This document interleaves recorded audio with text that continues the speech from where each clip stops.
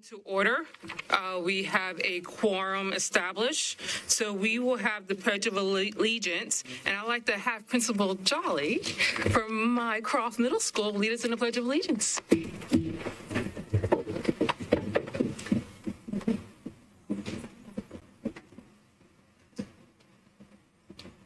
I pledge allegiance to the flag of the United States of America and to the republic for which it stands, one nation, under God, indivisible, with liberty and justice for all. Felt like I was at school again. Thank you. Yes, we like to surprise people with random assignments. And now I will accept a motion to adopt the agenda. Is there a motion? Motion to adopt the agenda. Second. There's been motion by Member Mays and seconded by Member Nabat and Kinney. All in favor? Discussion? All in favor? Raise your hand. Okay, passes unanimously. The agenda is adopted. Now we'll move on to awards and recognitions. Dr. Battle. All right, thank you so much, Chair Player, and good evening, board members. Tonight, I'm excited to recognize an outstanding new collaboration involving three of our great partners.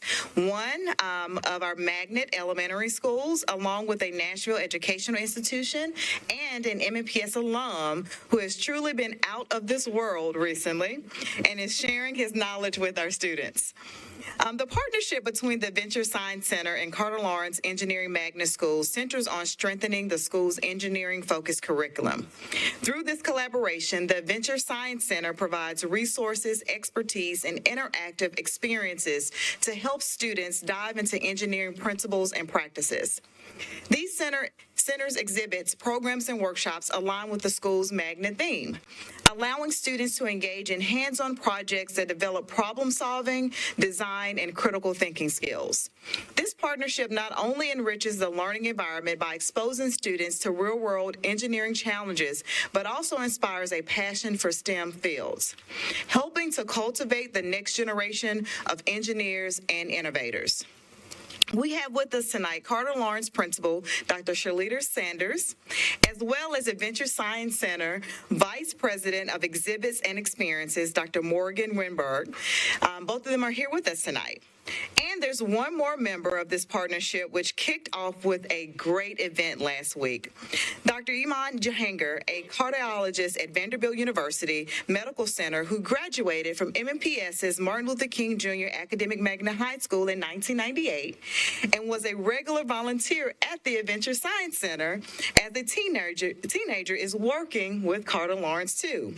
And boy, does he have a story to tell us. Dr. Jahangir, as many of you know, flew to space in August and has started sharing his experiences with students at Carter Lawrence, MLK, and other district schools. I'd like to first invite Dr. Jahangir to come up to the podium and tell us a little bit about how he got to where he is today and what he hopes students can learn from his dreams, achievements, and adventures. Dr. Jahangir. Thank you all. Thank you for inviting me here. I've never been here. It's been a long time since I've done the pledge, so it felt good. But I appreciate you all because I think the partnership that we have and that, Carter Lawrence is doing with the Adventure Science Center is so important. Growing up, I was a young kid and I dreamed of being a doctor and I dreamed of going to space. And really going to space didn't seem realistic because you really have to see someone do it and see it to really know that you can be it. So I think that's where representation matters. We have 710 people that have been to space, less than 100 have been women, and even less have been people of color, of different ethnicities, religions from different countries. And so growing up, I didn't even think it was possible, right? And I started working at Adventure Science Center and luckily going to a science magnet school and realized that there was a path forward through sciences. I went to the Mission to Mars exhibit when I was in high school and I was working it and I got to wear a spacesuit. And that was the coolest thing, right? I was like, I could see myself doing this. Here I am wearing a spacesuit, acting like I'm on Mars. And And as I went forward to my life, I said, okay, I'll become a cardiologist. That's the practical, safe career. We can do this. And once that happened, I said, I'm going to become an astronaut. I'm going to find my way to space. So for 20 years, I've been trying to do that and never gave up, and was finally able to fulfill my dream here at the age of 44, a young 44.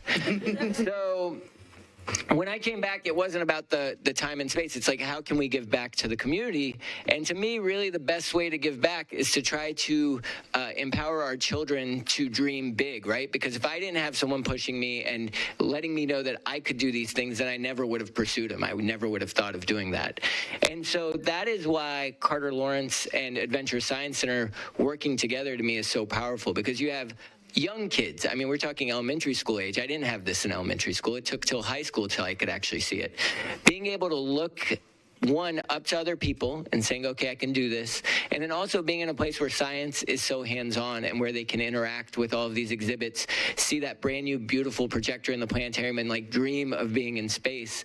And I think it's important. I think it's important to talk to the elementary school kids just as much as the high school kids, because even in high school, what I try to teach them is you have to tell people what you want to dream of, what your big dream is, so they can support you. They're surrounded by all these educators, all this support staff, all these people that want to see you succeed. And so part of my message is have big dreams, speak them up, speak about them, and get support from the people around you, because everyone wants to help you achieve those goals. So I'll leave that at this point, because I really do have a lot to give from, of thanks and gratitude to Metro Nashville Public Schools. Martin Luther King Jr. Magnet High was the first place I really felt comfortable in school. It was a place that allowed me to become a scientist and pursue a, dream and a field in STEM and STEAM. And there are a lot of amazing artists at MLK. I was shocked when I went back how beautiful their art was. And then the Adventure Science Center was a huge compliment to that, because it did allow me to imagine myself in bigger places. So thank you all so much for giving me the opportunity to speak here. Going to space was amazing. I hope in the next 20 years, anyone here who wants to will be able to do it, much like flying on a plane to Europe. And I think we will get there in our lifetime. Thank you.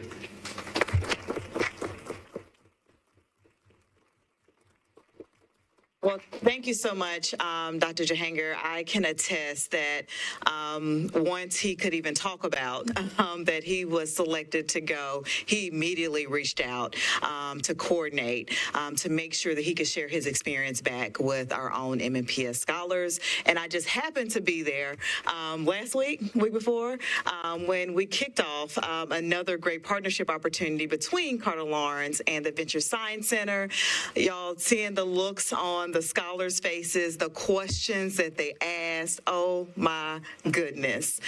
They are going places. So again, thank you so much, Dr. Jahanger, for sharing your inspiring story with our students and helping them see what's possible. I'd like to invite Principal Sanders and Dr. Renberg to share a few words at the podium if you would like. And as you're coming, I just want to give you thanks for everything you both do and your teams do to advance this exciting partnership.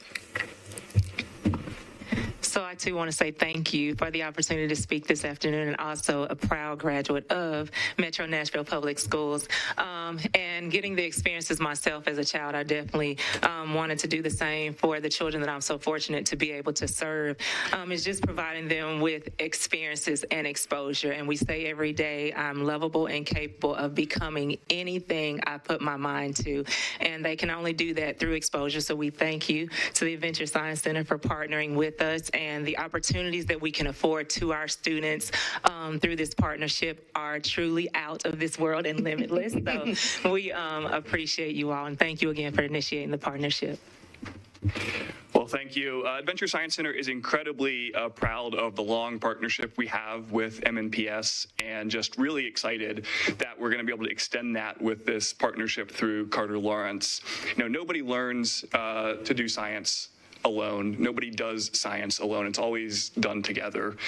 And I had no idea that kindergartners were learning to become engineers, but sitting in the planetarium with Dr. Battle and others and listening to kindergartners and first graders pepper Dr. Jahanger with questions gave me so much confidence for what's coming in the next decade and the next decades for our world. I think what we were able to do to bring these young kids into the world of science and engineering at such an early age can only have tremendous benefits for ourselves and our city.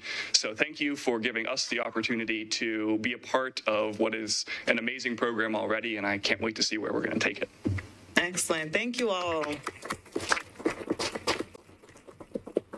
It was truly a beautiful experience and just the beginning of this grand partnership between the Venture Science Center and Carter Lawrence Magnet. Also want to give a shout out to Dr. Berry, who has been so critical in these phenomenal partnerships. But before we close out with you all, we'd like to invite you up for a picture just to kind of solidify this moment and the kickoff of this grand opportunity. So if y'all could come on up, and if we can have our board chair and TK, yes.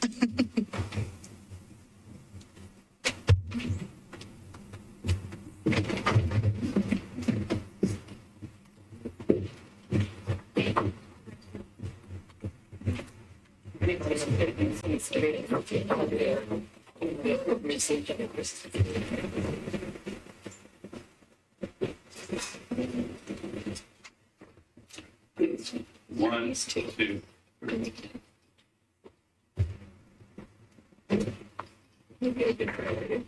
Thank you so much. Thank you.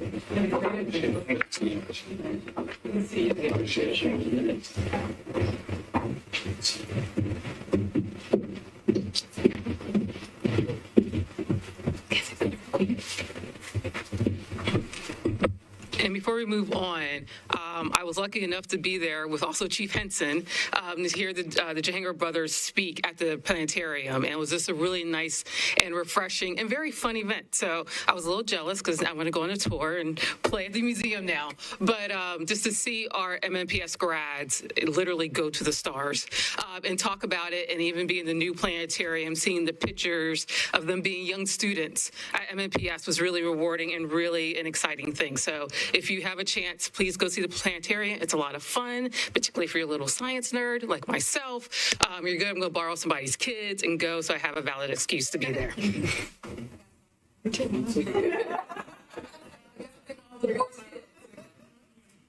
All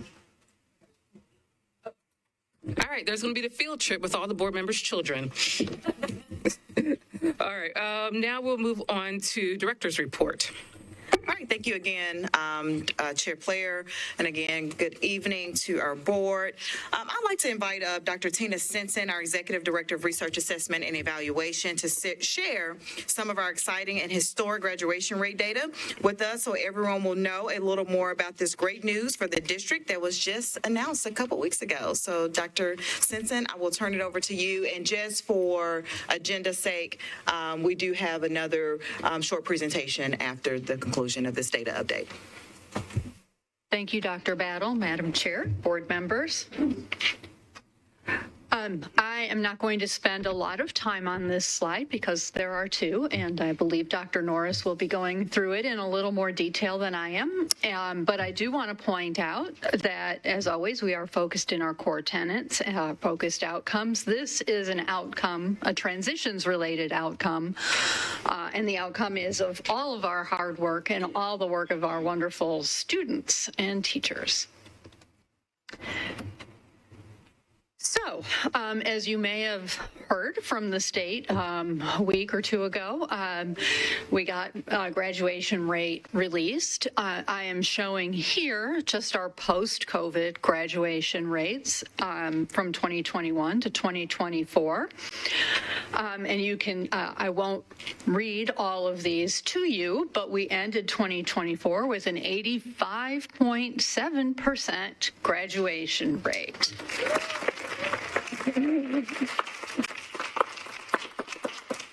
That's That's a 4.5 percentage point jump in 1 year and 3.9 percentage points over the 4-year period.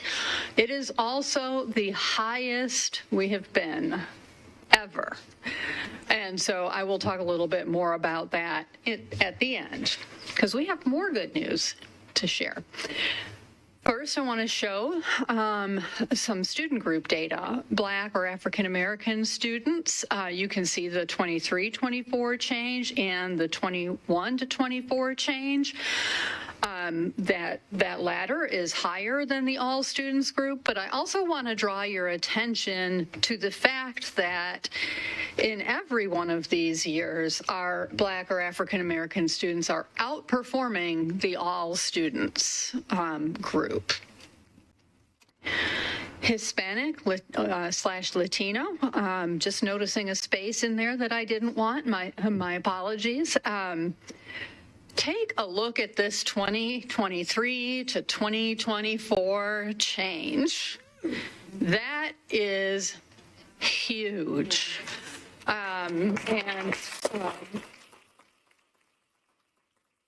Again, the result of a lot of hard work of a lot of people and our students. 5.9 percentage point change in this time period. Our white students grew at a slower pace, but overall are very high performing. So we, would expect to see that, a 1 percentage point increase in the 1 year and 3 over the 4 years for over a 90% rate. Our ED, economically disadvantaged, that is, students, you can see, again, a very strong rate of growth for both the 1 year and the 4-year change, and 82.2% at the end of 2024. Students with disabilities, you see a small change from 23 to 24, just under a percentage point, but a very large change from 21 to 2024. This is in some, but not fully. It's not fully the result of having an appropriate pathway for certain students, the AAD, Alternative Academic Diploma, but there is something to do with that, and so the students are leaving with a valid diploma. And finally, look at the giant change in our limited English proficient students. A 1-year change, the highest of all of these, 13.1 percentage point increase in 1 year. But a steady increase of 5.5% over the 4 years post-COVID. Post-COVID-ish. We know we're not quite through the woods there. I've got several friends with it right now. I wanted to show you, when I say this is the highest we've ever been, I cannot swear that in 1938 the graduation rate wasn't higher. I don't have those records. They're not in my closet. I doubt anybody was even looking at them in the same way. But this is the historical data we do have. So we were at 58.4% in 2002, not 2022. 2010, we had our highest rate until now at 82.9, and now we're at 85.7. But I want to share a little bit about the context for that. The 58.4 in 2002, all graduates were included regardless of time required, and they just subtracted out the students who had any dropouts. Didn't matter whether they came back or not, Then we had a long period where the state used a 4 years plus a summer graduation for all student groups except exceptional education students and English learners. And the students who fell into these groups had 5 years and a summer, which we feel was an appropriate measure given the difficulties of coming in, not speaking the language in particular. So we only had 1 year with that. And then since then, we've had cohort tracking. So cohort tracking started in the 2010 year and has been going on where we are tracking each and every student through from their first time in 9th grade through and adding in students who've come in and subtracting those who've gone. So even with the change in methodology that does not advantage us, this is the highest we have ever seen. And we are very proud of it. And with that, I'm going to turn it back over to Dr. Bell. Thank you so much, Tina. I think we're going to go ahead and transition, and we'll take all the questions at the end, if that's okay. Again, thank you so much, Dr. Stinson. Stay close. We may have a few questions once we complete the next director's report. But before I turn it over to Dr. Elisa Norris, our Chief of Student Support Services, I want to introduce to you all David Olakunle. I hope I got that right, David. He is a senior, here he is, an IT Academy student and the 2024 Homecoming King at John Overton High School.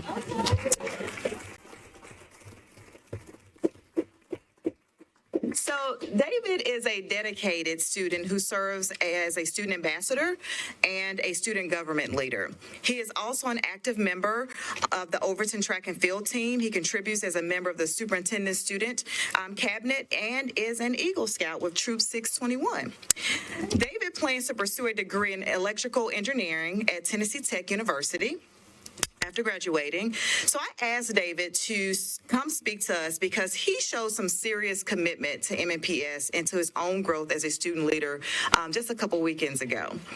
So David came to and spent 5 hours with us at the Every Student Known Summit at Hillsborough High School that Saturday.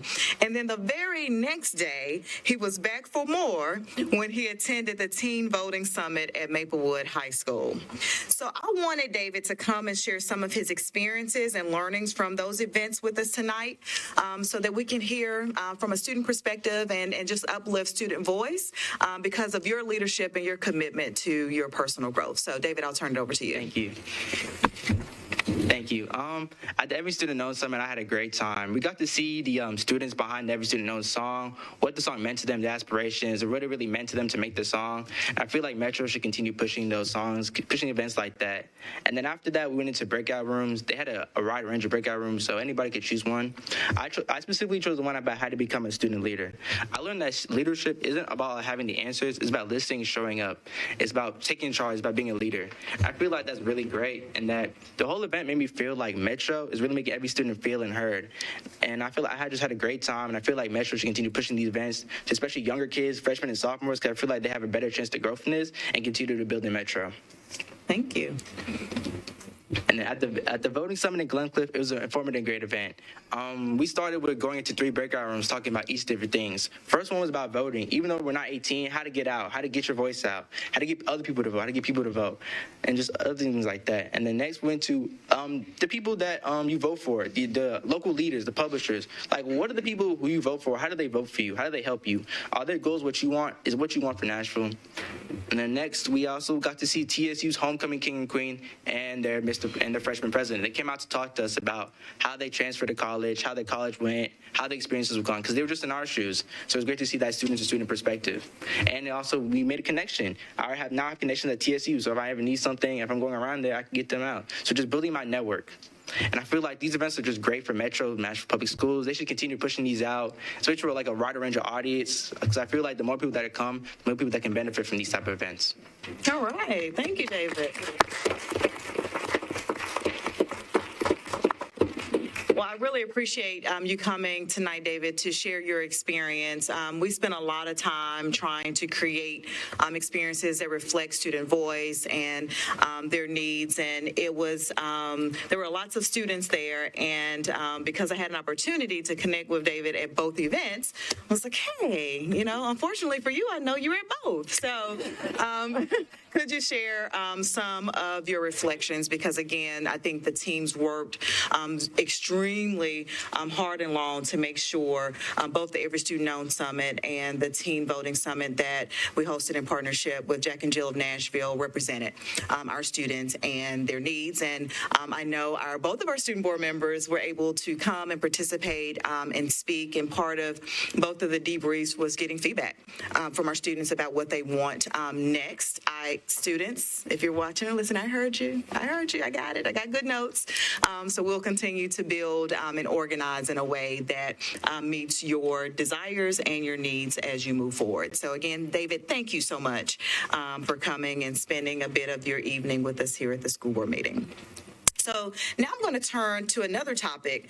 We've talked a lot recently about our great progress and academic outcomes, but we know that in order to ensure that every student is known, we need to look at the whole child, including their physical, mental, and social-emotional well-being.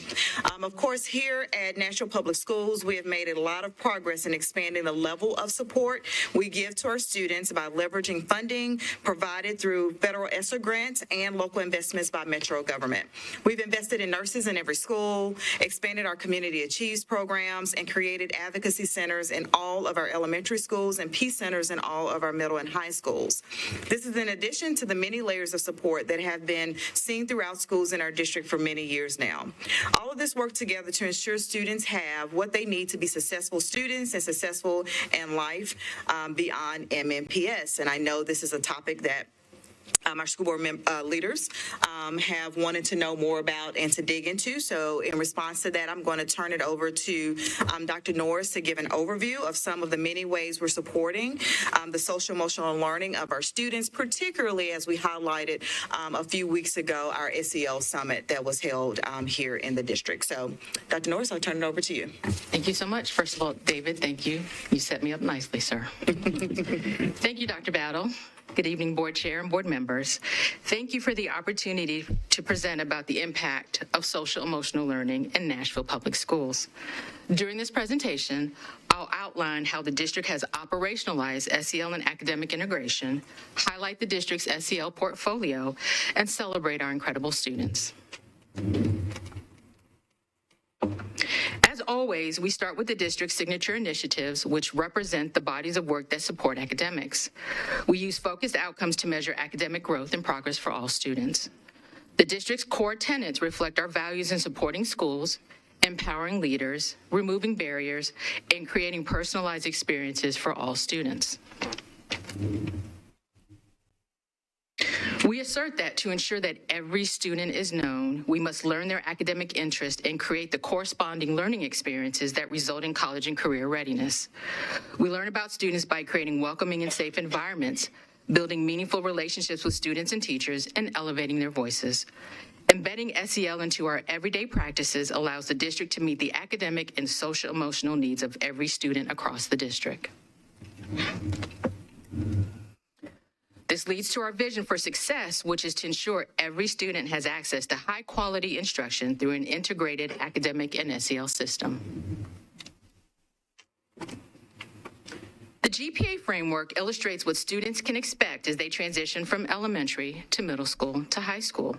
We believe that the earlier we connect with Nashville families through Grow Together with MNPS, the stronger the relationship between the district and families.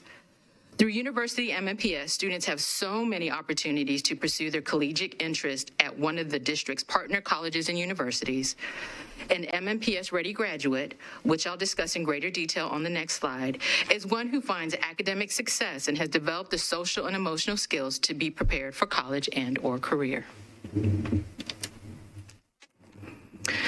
Ready Graduate Profile reflects what the integration of academics and SEL means for an MNPS graduate. Each will have the head to think creatively about complex challenges that they may face. They will have strong hearts that will allow them to display confidence and communicate effectively. MNPS-ready graduates are movers and use their feet to engage in meaningful action toward the betterment of their communities. And because of the ways in which they have been prepared through rigorous academic experiences, they can apply the knowledge, skills, abilities, and productive behaviors to contribute to individual and community success. The district's intentionality to integrate academics and SEL means that all students will be ready graduates and prepared for post-secondary success. Over Over the course of the next few slides, I'll review the district's SEL portfolio and highlight the impact that these supports have had in creating and supporting engaging, rigorous, and personalized learning experiences for all students. This year, the district's theme is the story of our triumph, which allows us to take a reflective stance when considering all the things that we've done well. It is always important to celebrate our triumphs so that we can keep improving and winning. And as Dr. Battle always says, know where you are, but don't stay there. And she models wonderfully what it means to celebrate the triumphs in big ways. These triumphs are possible because of the district's commitment to ensure that every student is known through intentional academic and SEL integration. We are confident that more triumphs will follow. The district's approach to academic and SEL integration is a collaborative effort between student support services and the Division of Academics in Schools to achieve the shared goal of creating aligned learning opportunities for all students. Through the 5 SEL competencies, social awareness, relationship skills, responsible decision-making, self-management, and self-awareness, students learn the skills that allow them to positively impact their school communities. This commitment to academic and SEL integration informed the decision for district-wide AVID implementation.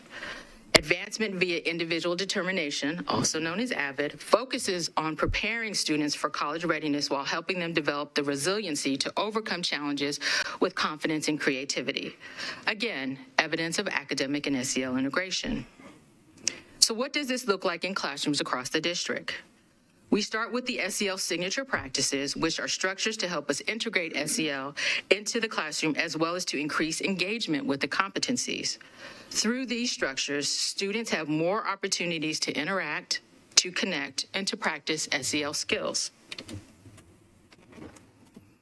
The welcoming ritual establishes safety and predictability and increases a sense of belonging in students. Welcoming rituals also connect students to each other and to the learning of the day. During our board meetings, the director's report can be seen as a welcoming ritual. Engaging practices are ways that students make sense of the academic content while getting the opportunity to practice their social emotional skills that they have been taught. Students can be engaged in learning cognitively, behaviorally, and/or emotionally. As we move through our board agenda, engaging practices through board discussion create many opportunities for us to practice our social emotional skills. The board announcements then can be seen as the optimistic closures. In the classroom, this practice is an intentional way to help students reflect on their academic and SEL learnings. They also help students connect with each other and transition on a positive note. What is more positive than ending our time together with the good news and celebrations from across the district? SEL is in our DNA. When considering high-quality instructional materials for MNPS students, the district was intentional about selecting curricula that is culturally responsive, reflects the experiences of our diverse student population, and aligns to academic goals and standards.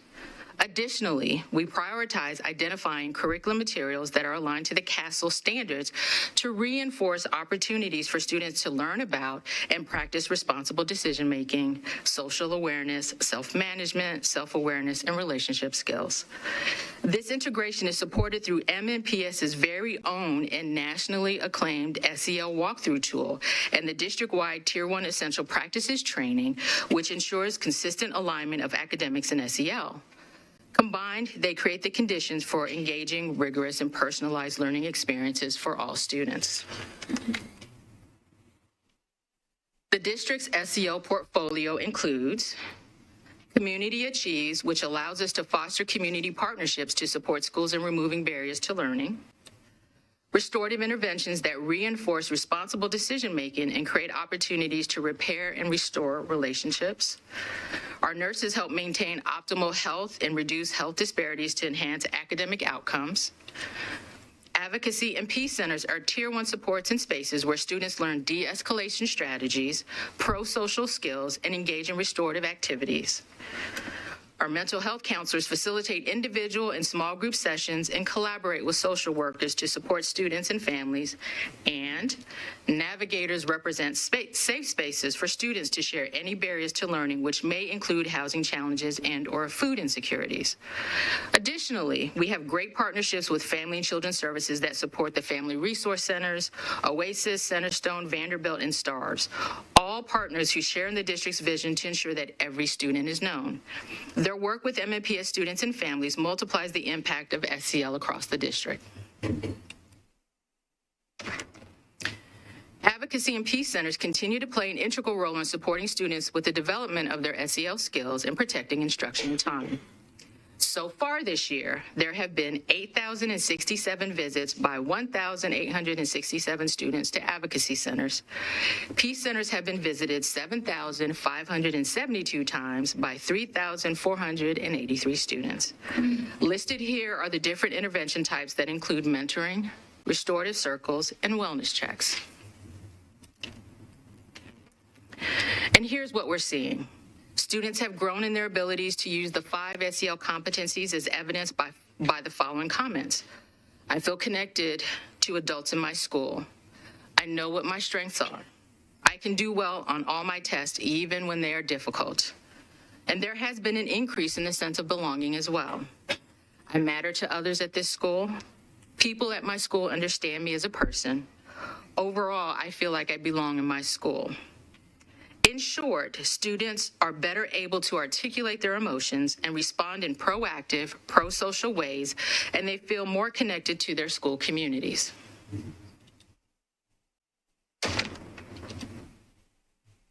I'm sure that you've seen the Attendance Matters signs across the district. They serve as constant reminders to students and families that attendance is a priority. Since 2021-2022, we continue to see increases in overall attendance, satisfactory attendance, and perfect attendance by 2%, 14.6%, and 5.9% respectively. In chronic absenteeism, there has been an overall decrease of 10% from 21-22 to 23-24. When students feel a sense of belonging and feel connected to their peers and adults in their school communities, attendance improves. When attendance improves, we will continue to see the academic gains listed here.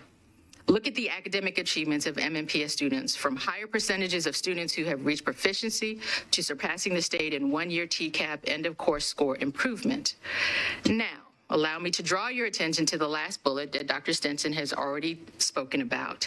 MNPS has the highest graduation rate in its history, with an increase of 4.5 percentage points this year. We surpassed the state growth by 3 points. MNPS students continue to triumph. The next slides highlight a few of the initiatives that are led by Student Support Services and that reinforce the district's commitment to academic and SEL integration. Let's start with the most recent Music City SEL Conference, which was hosted at James Lawson High School. Educators from across the district came together to learn more about how to leverage SEL to level up focused outcomes. Additionally, we recognize those schools that have made outstanding contributions to SEL within the MNPS community. It's important to note that we also acknowledge the importance of SEL for our administrators, teachers, and other staff. For instance, at the conference, we had a mindfulness space where attendees could spend time focusing on creating their private moments of calm and reflection before returning to conference activities. All meetings follow the SEL signature practices format of starting with a welcoming ritual, transitioning to engaging practices, and concluding with an optimistic closure. Who better to model SEL skills for MNPS students than MNPS teachers? Hillsborough High School was the site for this year's Every Student Known Summit. The day started with a live performance by the Every Student Known singers, followed by a student panel during which the Every Student Known singers were able to share their experiences connected to writing and performing the district's anthem. Afterwards, students attended sessions that covered topics as diverse as sports and wellness, keeping students active, to Beyond the Kitchen, exploring careers in culinary arts. The summit allowed students to elevate their voices, embrace diversity, and explore their creative sides. Parents had fun in their own sessions too. Elementary parents learned how to understand math in a new way, and middle and high school parents discussed creative approaches to helping students transition from tier to tier. Every year, the summit gets bigger and bigger. You don't want to miss next year's. Through Mentoring Matters, students are connected to mentors who provide more focused interactions on a regular basis.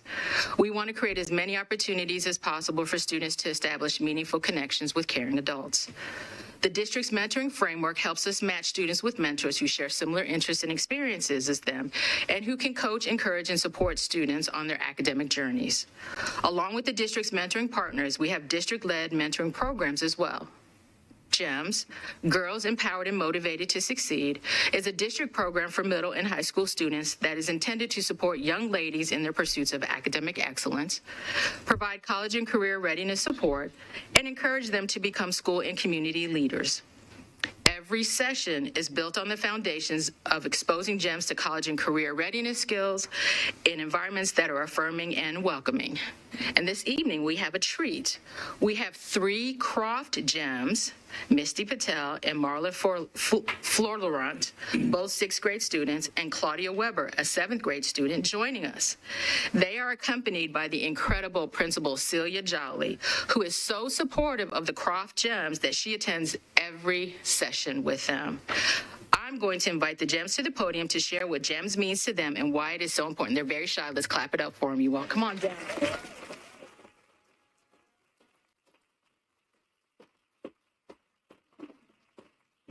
Can you say why GEMS are so important to you and what it means to you? I like gyms because I meet new people and I'm making friends. All right, thank you, Misty. How about you, Marla? Why is this so important to you? What do you love about GEMS? It's like my other new family and to make new friends and meet other people. Wonderful, thank you. All right, Claudia, what about you?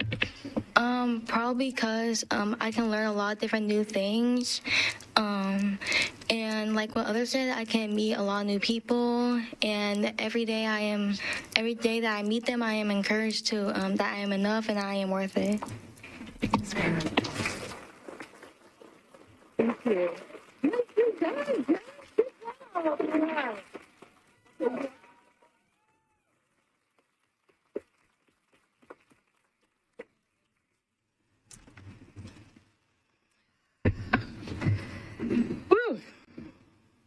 The SEL Conference, the Every Student Known Summit, and the Mentoring Matters Initiative demonstrate that academic and SEL integration can happen outside of the classroom as well. I'm emotional, those are my gems.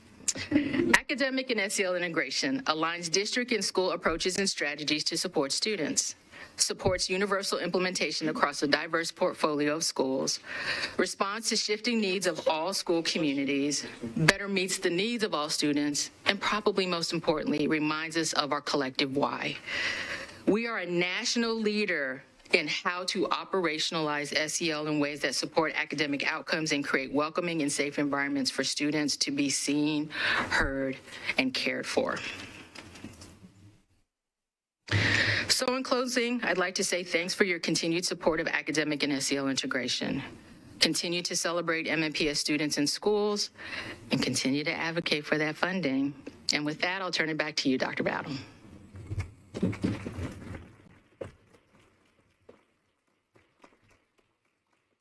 All right, thank you so much, Dr. Norris, for the update around our social emotional learning supports. Also, a huge thank you to Principal Jolly and the entire team at Croft. Thank you for your leadership. And to our Student Support Services team, who is just so responsive to the needs of our young people and our educators. Thank you all for all that you do as well. All right, Chair, I will turn it over to you at this time to see if there are any questions. Phenomenal news that we have the highest graduation rate in history. Like, thank you. We really do need to celebrate that.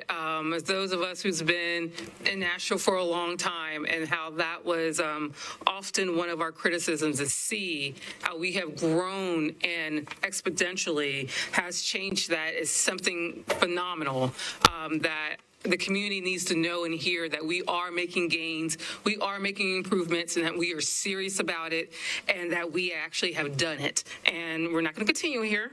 We're going to get to the 100% rate, particularly when we have thousands and thousands of students that we have to move, that we have to train and support and transform.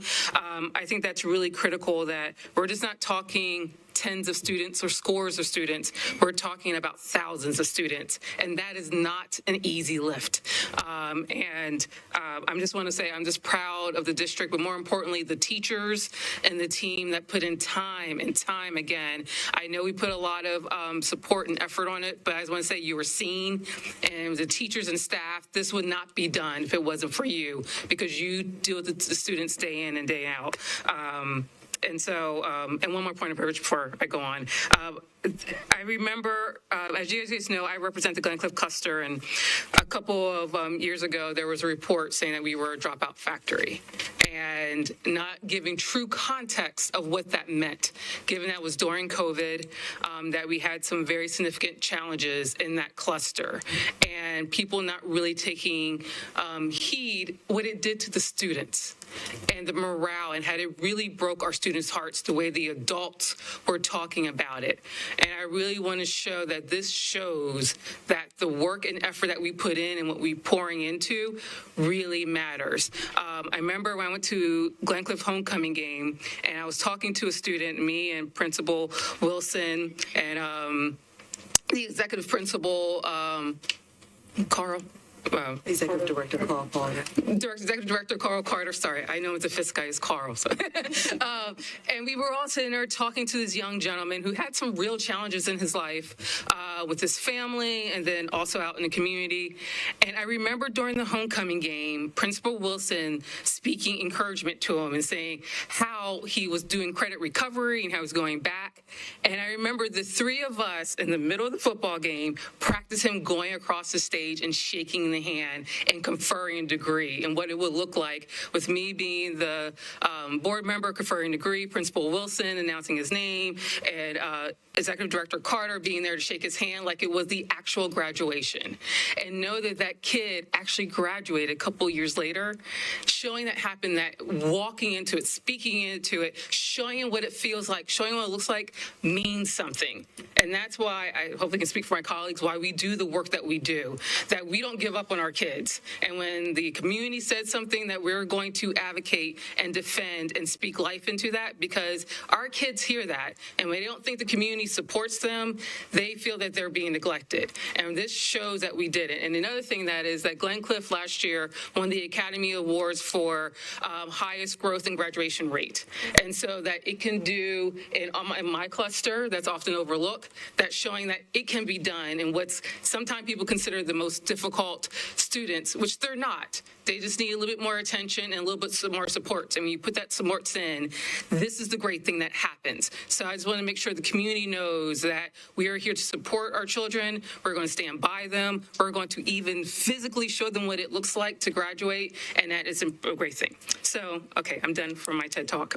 I had to give my little sermon about that, because this is really close to me, about it, is that we don't take for granted to graduate from high school, and it does mean something, and it does change lives, and more importantly, generations within families. My colleagues, is there any comments, questions, support, or comments or questions?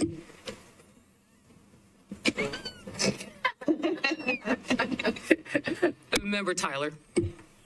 Hi, yes, I have a couple questions. First, I want to point out that our fastest growing group of students are our EL students, and to see that that graduation rate has continued to rise, knowing that we keep adding more and more and more of those, is really impressive. So I just wanted to point that out, that not only are we continuing to push that graduation rate and continuing to inch that higher, but we're doing it as we grow even larger in those groups. So, and that group, as Director Stinson mentioned, can be really hard when they don't even know any English coming in, to get them ready to graduate and be part of society in a way that where they can interact and have those discussions and understand English and be part of our world is really important. And we're getting them there. We're doing it. And so I'm really proud of that. I did have some questions about, so I was glad to see some numbers and information about the advocacy and peace centers. And I know in our director's evaluation, you've been giving us some of those same numbers, and we've gotten to see that growth year to year and see how they move. And so I would really kind of just want to throw a pitch out there, I guess, for tracking to see that are we helping the same students over and over again? And what are they getting from those experiences? So if we are helping the same group of students over and over again, are they learning new skills? Are they getting new tools for their toolbox so that they do figure out how to regulate themselves so that they don't need that external need to go somewhere else to calm down? Are they finding a way so that they know how to head that storm off before it happens, if that makes sense?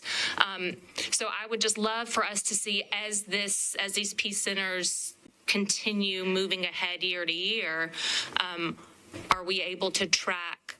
Are we seeing unique students that are different from year to year because the ones that we saw the previous year learned the skills they needed to learn and don't need to come back the next year because they've learned those skills, and so they're able to self-regulate in a way that we hope all of our students will learn how to do.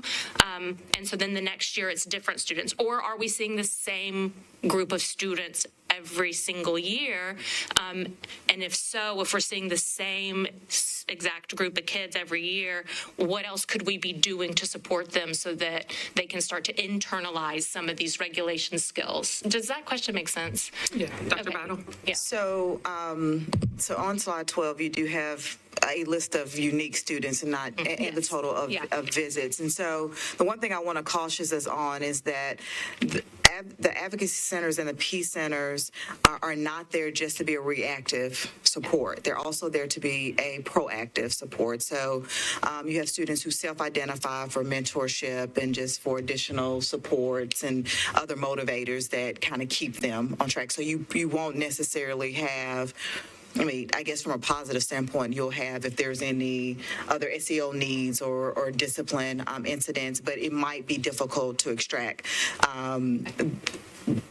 just from like the reactive response from those proactive response. And our goal is to move to more of the proactive responses because we are seeing an increase in students able to regulate when they have some of that need. And so it's something that let's continue to talk about that, how we might track it moving forward, but we're already seeing a shift towards more proactive supports than not. And then the question is, if those proactive supports weren't there, what would be true, right? And that's also hard to measure unless you're doing kind of some historical data tracking.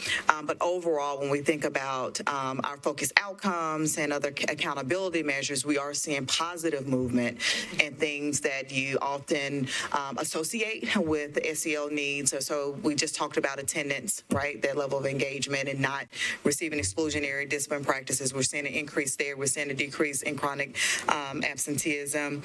We're seeing a decrease in incidents. We're seeing a decrease in level of incidents. So like all of those indicators are moving in the same direction, but we could probably just explore if there's an opportunity to track it in a similar way that you are inquiring about. I just want to make sure that, I think that I very much appreciate the proactive approach, very much so. I think that's the way we should be doing. I think good teachers have been doing that kind of heading things off and helping us figure out how do you recognize when you're getting ready to be dysregulated and head it off. And that's an important skill that, frankly, a lot of adults could use some practice on. And I will say, I just realized all my team is looking at me like, and we do have a learning project happening across the district right now where we're on individual student basis, learning from a proactive and reactive space, how we can better support or if we need to shift resources. So more to come on that, but it is a commitment throughout the entire organization to learn more from an individual student perspective, like thinking about the student experience and how we can strengthen all of our wraparound supports. Okay. And then I didn't see anything in this presentation about the reset classrooms, and I had asked about more information for that. Is that something that I can see more information about in the future? Is that something we can talk about now? I really would love to hear more about that. Can we talk about reset? Yeah, absolutely. So we have so many acronyms. I know. So this one's restorative environment supporting emotional/education. Yes, it is also, it was a program designed to alleviate high responses around exclusionary discipline responses. And so in the event that a student has an infraction that could lead to out-of-school suspension, expulsion, remandment, reset opportunities are provided at the school level for students to receive both instructional and SEL support during the normal school day.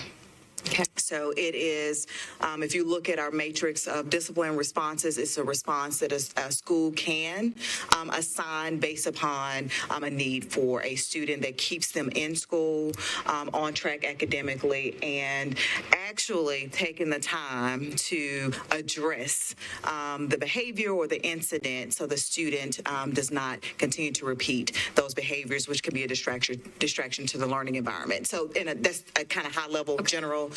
Dr. Norris, do you want to add anything, or your team want to add anything to that? And you captured it. I think the important thing to think about and consider as you're thinking about certainly reset and the SEL portfolio is that it is designed to protect instructional time. And we see our SEL interventions and supports and strategies as protecting instructional time. And so certainly reset represents one of the ways in which we are committed to making sure that our students have as much instructional time as possible. And so it's often staffed by an educator. It could be staffed by a STARS counselor. It could be staffed by a Peace Center leader or advocacy center coach. So it's a combination of educators and social emotional learning supports during the school day. What we're trying to alleviate with programs like Reset is the exclusionary response alone is not supportive of the student. And so it is our way to carve out time and space to actually talk through, restore, and then equip the student with the necessary tools to be successful once they re-enter their classroom space. But I appreciate you surfacing this because the intent was to also unpack Reset. So thank you for asking that question. So it sounds a little bit kind of similar to in-school suspension in that you are in the school, but you are separate from the classroom where you were because you need that separation for whatever reason. But then this sounds like it's got a couple extra supports baked into it as well. So we are shifting from just the in-school suspension model that disconnects. So this is going to replace that. So in some ways it replaces that. We're not completely 100% in that space, but we see a lot more usage of the reset. Reset, typically, the response could have been an exclusionary response. And so this is in lieu of that exclusionary response. It does not always mean that 100% of the student's day is in a different space because there are spaces, right? And this is the work that the adults are needing to do as well. There are spaces where the student would be just fine and has demonstrated the ability to maximize the learning environment. So it's really tailored to the needs of the student, but what's most important is the academic and the SEL supports are available to the student as consistently as it would be during the normal school day. Okay.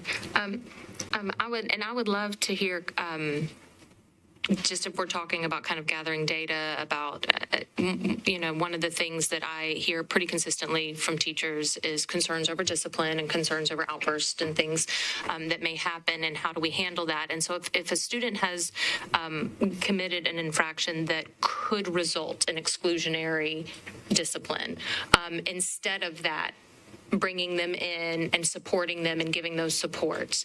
Are we able to show that that has made a positive impact in their classroom for their peers and their teacher later on? And I would love to see maybe some surveys or something so that we can figure out if a student is creating a situation that could result in exclusionary, out of school suspension or something, if it is a large enough offense that kind of reaction could be placed upon it. When that student returns back to their classroom after going to reset instead, do those students in their regular classroom, does that teacher in their regular classroom feel like that behavior was addressed to the point that that student can come back and reintegrate and not be a problem and be able to learn with their peers and not derail learning for everybody else? Yeah, we see that in various forms of feedback that we have received. But I also want to be clear that it doesn't always mean that there was a classroom incident. It doesn't mean that. I mean, our kids transition all day, they ride the bus, there's the athletic events. I mean, they're all different types of scenarios which could require an incident report and a response. What you often see is, and, we've all been high school, middle school kids once before. Sometimes you just make one bad decision one day that we need to talk about and really correct. And so it gives us that opportunity. It was probably not the right decision, and it's probably not your normal cadence of decisions. How can we restore that student back into the classroom space and not repeat that offense? But it doesn't mean that the incident necessarily happened in a classroom. It could have happened at a cafeteria, it could happen in the bathroom, it could have happened anywhere. But the whole intent is when there is an opportunity to restore and to repair, we want to do that and equip and empower that student to continue to make the right decisions. And we see that survey data in feedback forms from students, how the teachers engage with the lessons and follow up with the students. We see it in survey data. We see it in multiple ways. We also see it in our hard data when it comes to incidents and repeated violations as well. That's data points that we consistently and have historically consistently tracked as well. Okay, that's helpful. Because I also think that we do need to be looking for the restorative practice. We do need to be looking for the way to bring us back together into community. But we need to do it in a way that supports everybody inside the community. We need to do it in a way that makes everybody feel safe and everybody feel able to move forward together as a team. And so as long as we're doing that, I'm 100% behind that. So I'm glad to hear that we're seeing that in the data, that we're seeing that in some of the surveys that we're hearing back. And I would just love to kind of keep tracking this because I know this is kind of a newish thing that we've started. We started piloting a few years ago, and we actually expanded quicker than we planned because schools all asked for it after we implemented it. So we're a few years in right now with the reset being an option in our schools. It is not the only option, but it is an option for school teams to leverage in the event that they need to. Okay. All right. Well, great. I'm glad to see that we are continuing to put the overarching needs of all of our students. That's how you make every student known. So, absolutely. Thank you. Thank you. All right. Cherry Mayor's Elrod. Thank you. I wanted to provide some additional data, I guess for the record and just for our own conversation from our evaluations. In the school year 2023-2024, we saw an increase of 7,538 preventative supports and 564 unique student supports. And then we also saw total supports of dysregulation that went down by 3,000 and some change, and unique students went down by 427 students. I took from some of this data and some additional context that was provided in the evaluation information that I felt like the additional touch points with preventative supports accounted for that decrease in responsive support, because there was an additional amount of student building breaks and small groups and classroom supports. There was an increase of 1,316 total preventative supports provided by small groups. So I think that we're getting to that preventative part of it.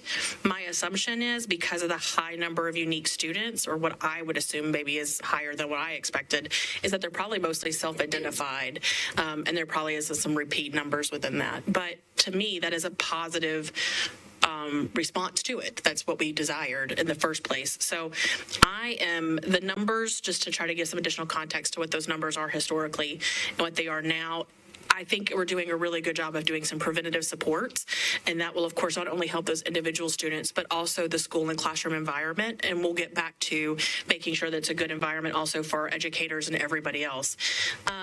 I wanted to ask a question about navigators. I know that we've had an increase in the number of navigator check-ins, that there was a 30% increase from last year, and I think we had like a 94% of our students enrolled in navigators. Do we have a percentage for this year? Is it still at 94%?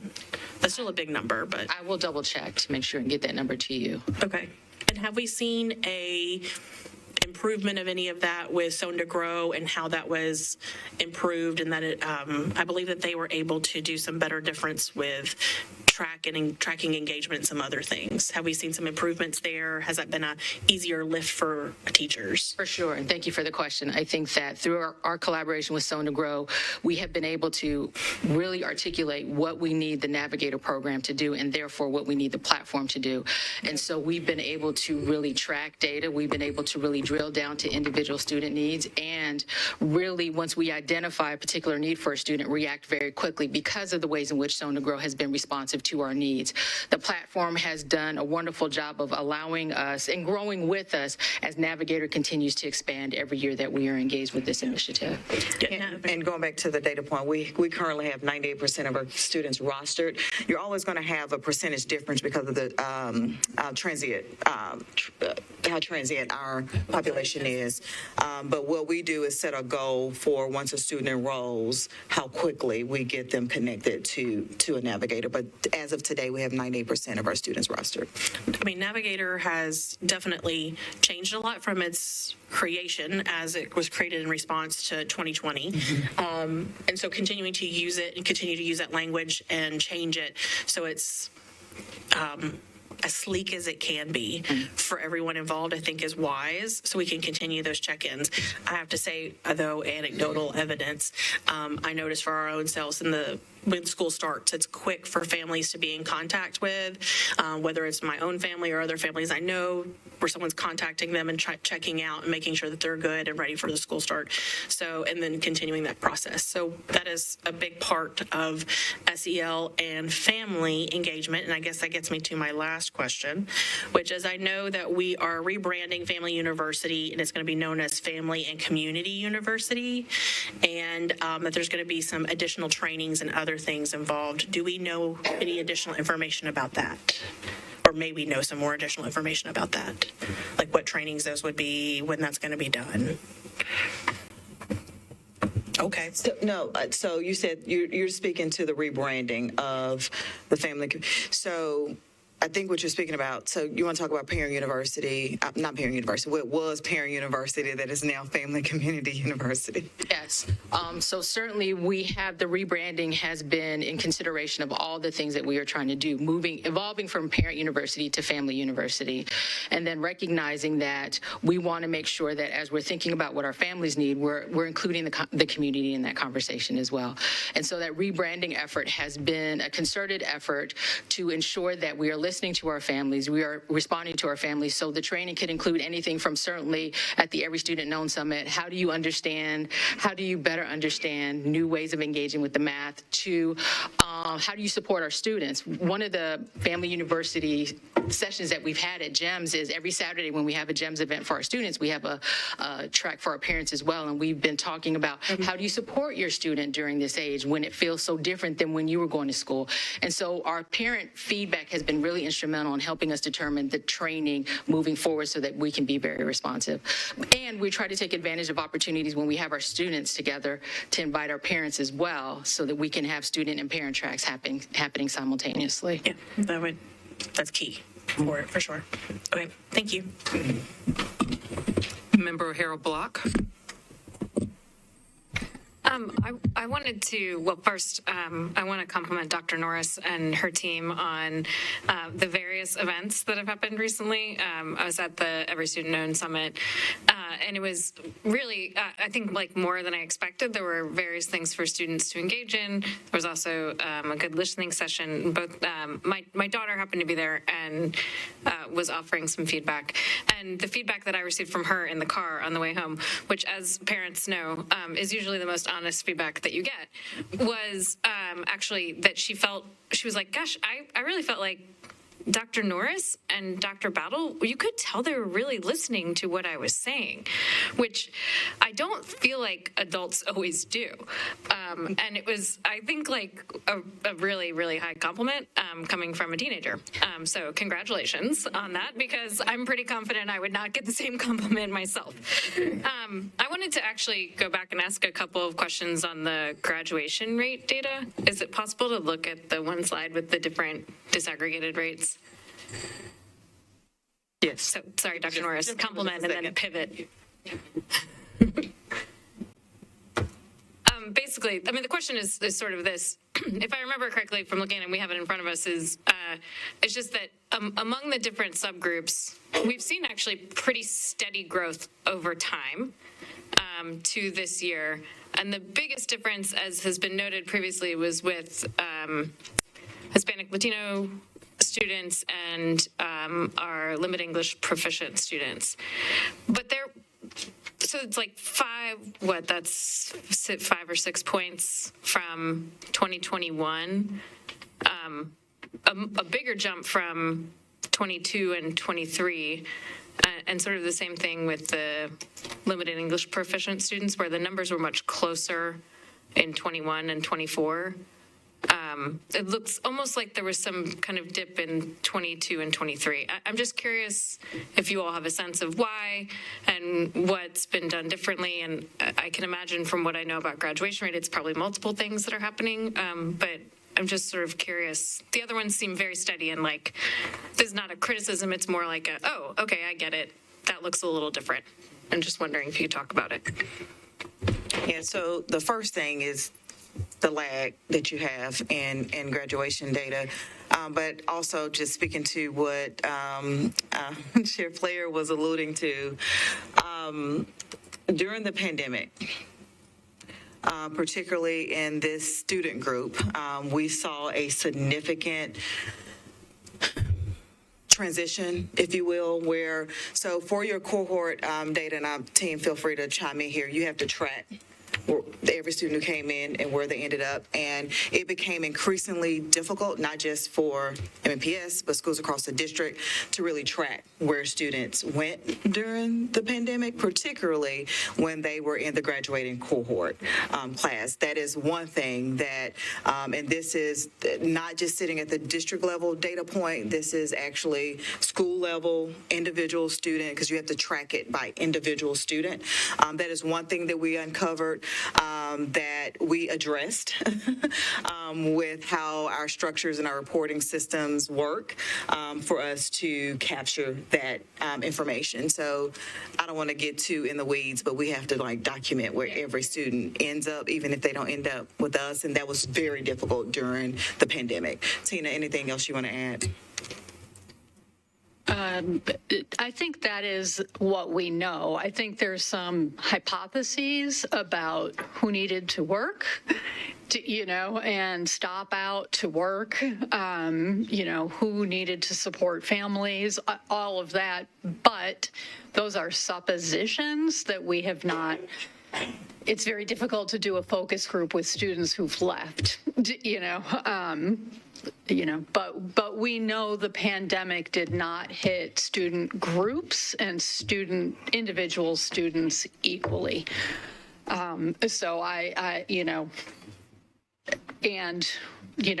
I wasn't going to say this, but you can also start to see when Dr. Battle showed up here. But so, we've gotten tighter on the data tracking, but it really has taken all the supports that Dr. Norris shared to keep our students able to be enrolled. First of all, great answers. I mean, like, because both there is, but I mean, I know from having worked in this space that there is both like a technical component to this, and also there is everything else that it has been done that Dr. Norris just talked about. I think one of the things that it makes me think is, in some ways, and I don't mean this, I mean this positively. It is amazing the change that we've experienced and getting, 4.5% growth. But actually, we've been growing, if all of the things about where students were and all of what we might have known might have been as possible in 22 and 23, we'd have seen those rates also be 2 to 3 percentage points higher, probably. Again, in the supposition claims. So this feels to me, I just want people to have a sense that this is a steady growth, right? This is not just a huge jump in 1 year, although that is also true. It is a steady growth, but it also will take some effort to continue to make sure that every student is known, not just in the sense that that Dr. Norris and her team are doing, but also like in the where do our kids go when they leave? That is important, for us to know, and so I think it's a little bit for me setting my mind straight on it's not just a huge jump; it is a steady increase, which I think is actually a good thing. I don't think that's a bad thing, and also we have to continue to do not just the really important work with our kids from the making sure everyone has the supports that they need, but also the really important work of making sure we do literally know where everyone is going. Just real quick, I think it does also speak to our Every Student Owned efforts. I think it also speaks to, we saw a large expansion around our career-based learning opportunities coming out of the pandemic in response to exactly what Tina just shared. And again, I don't want to take this lightly, because when we talk about a district graduation rate, sometimes you get into we're large. Right. This represents thousands of students, which is different from an individual school comparison. Okay, and so I just wanted to say that for the record. This is every cohort graduating eligible student in Nashville. That is how significant this data point is. And so I just wanted to say that, because we often do a school to district comparison, much different data point than that. So again, it speaks to hundreds, if not thousands, more students meeting their graduation requirements, not only graduating on time, but our goal is to ensure that they're equipped for their post-secondary opportunities at the same point in time that they're graduating from any one of our schools. So just wanted to acknowledge that. Thank you. Yeah, and consistent growth across groups of students, all groups of students, which is critical.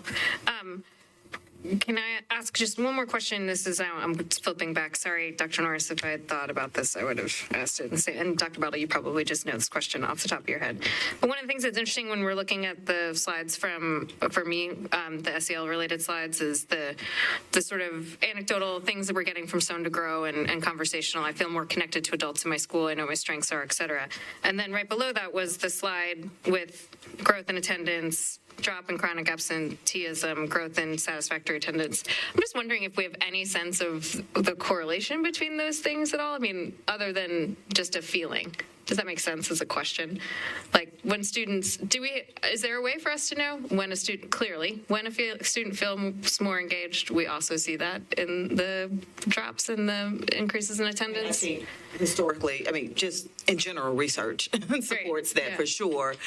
But the project that I just mentioned, we are trying to be intentional of learning that for our MNPS students directly. And so you'll hear more about it, but it is essentially individual students. We are just kind of digging deep into historical data. What supports have they received? How often have they received it?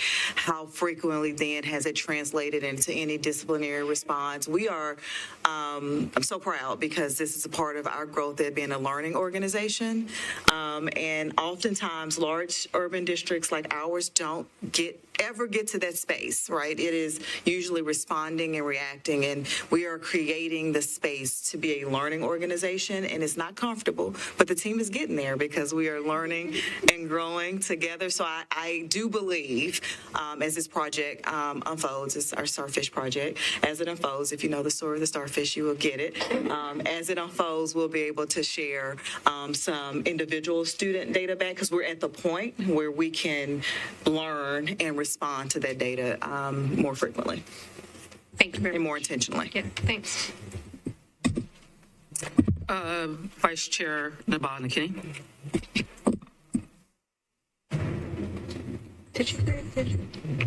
I think I'm on right now. Thank you so much, Ms. Stinson and Dr. Norris, for your presentations. I have a question about each category, if that's okay, Dr. Battle, for your team as it relates to that. I just wanted some clarity real quick on the graduation rate data. As we're going through, I think it was this slide right here, there is a prompt that says, since 2022, cohort tracking has been in place. Is that data wrong? Is it 2010 versus 2022? Right there on that last, or is that? Yes. I'm not quite sure how this happened. It's been 2010. 2010, okay. So cohort tracking started in 2010. Okay.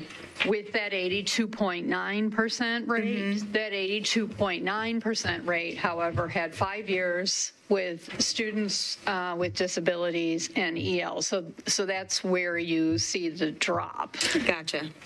Okay. I just wanted to clarify that because I was like, this didn't look right. So just making sure. And then I just want to say, like, I want to thank you, your team, and everyone who has played a part. And I know we talk about our teachers, especially our students and our parents who are working collaboratively with us to ensure that students are getting to school, they're staying in school. We're doing that well-round effort together as a community to make sure that we are growing graduation rates and ensuring students are prepared. So I just want to say kudos to you all for all of this hard work. I know it's not an easy task, and it takes a lot of work from each one of us to ensure that this work continues.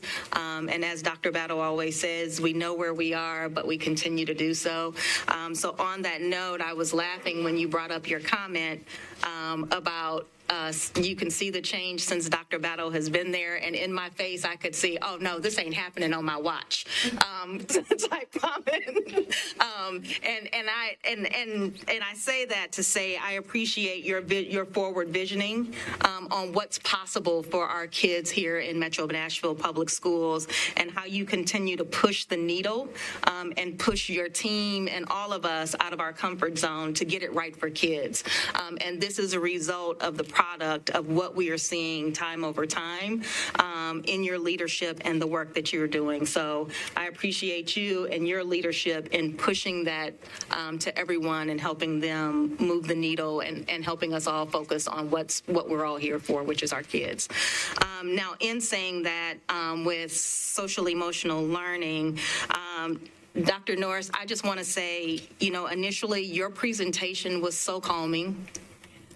And it was very SEL. I was like, you're just so calm in the presentation. And so it is truly an example of how we talk a lot about top-down leadership, but we also have to look at being what we want to see within our community. So I appreciate that role that you take in really just showing us what we need to see. I attended that Every Student Known Summit as well, and also attended the voting summit right after that. And the type of feedback that we are receiving from our students and their leadership. So thank you. Is it David?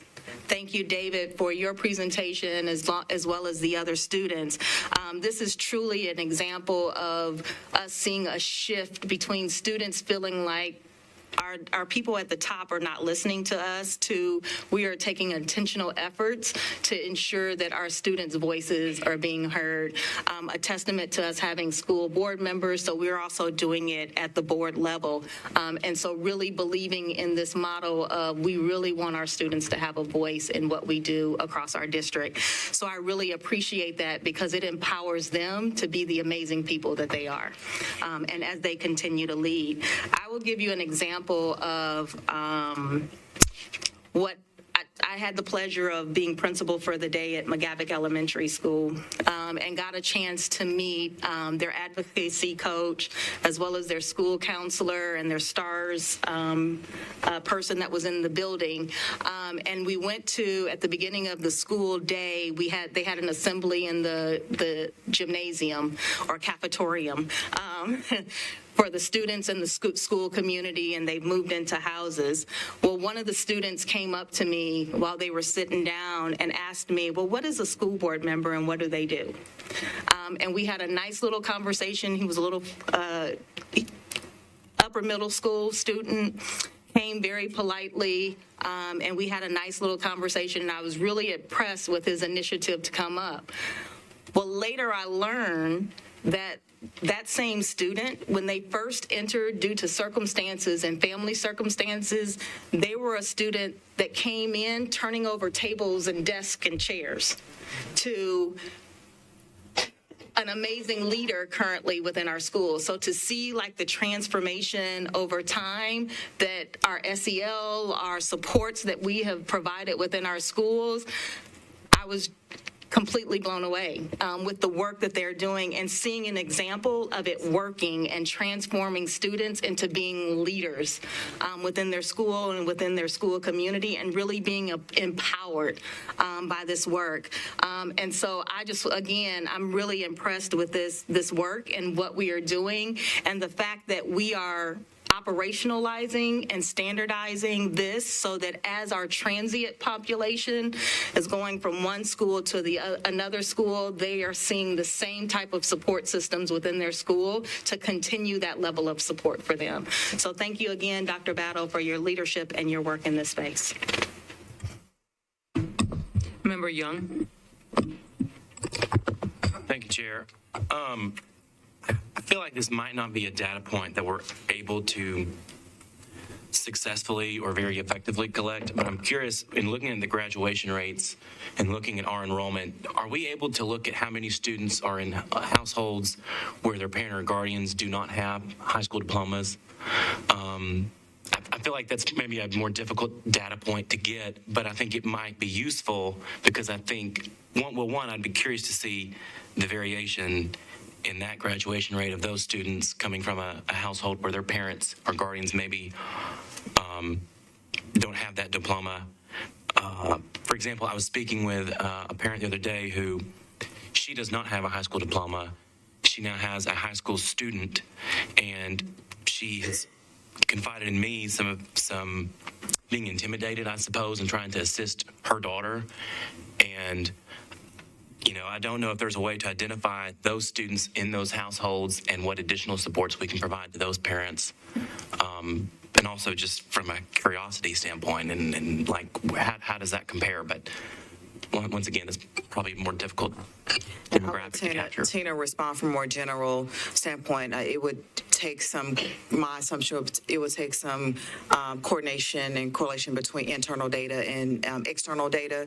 One data point we do have, so we talked a lot about AVID, advancement via individual determination, and one of the things we do track in that program is first generation graduates. In fact, there is a criterion of preference for students who are first generation graduates. That will not capture every scenario across the district, but that is one data point that we do have, and that is one of the initial kind of levers for AVID in schools.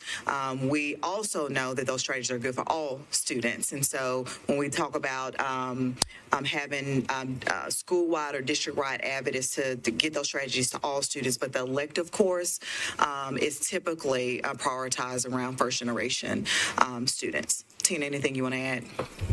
No, we could triangulate some of those data going forward. We have not in the past. I will say that when we have attempted, and I'm talking 10 years ago, to collect some of these data, say at enrollment and registration, parents have not been particularly thrilled with being asked said questions, but all the research literature shows that parental education is probably the biggest indicator of outcomes such as this. And in fact, free and reduced lunch and then ED are actually a proxy in some ways for that particular measure. So parental education is an extremely important variable.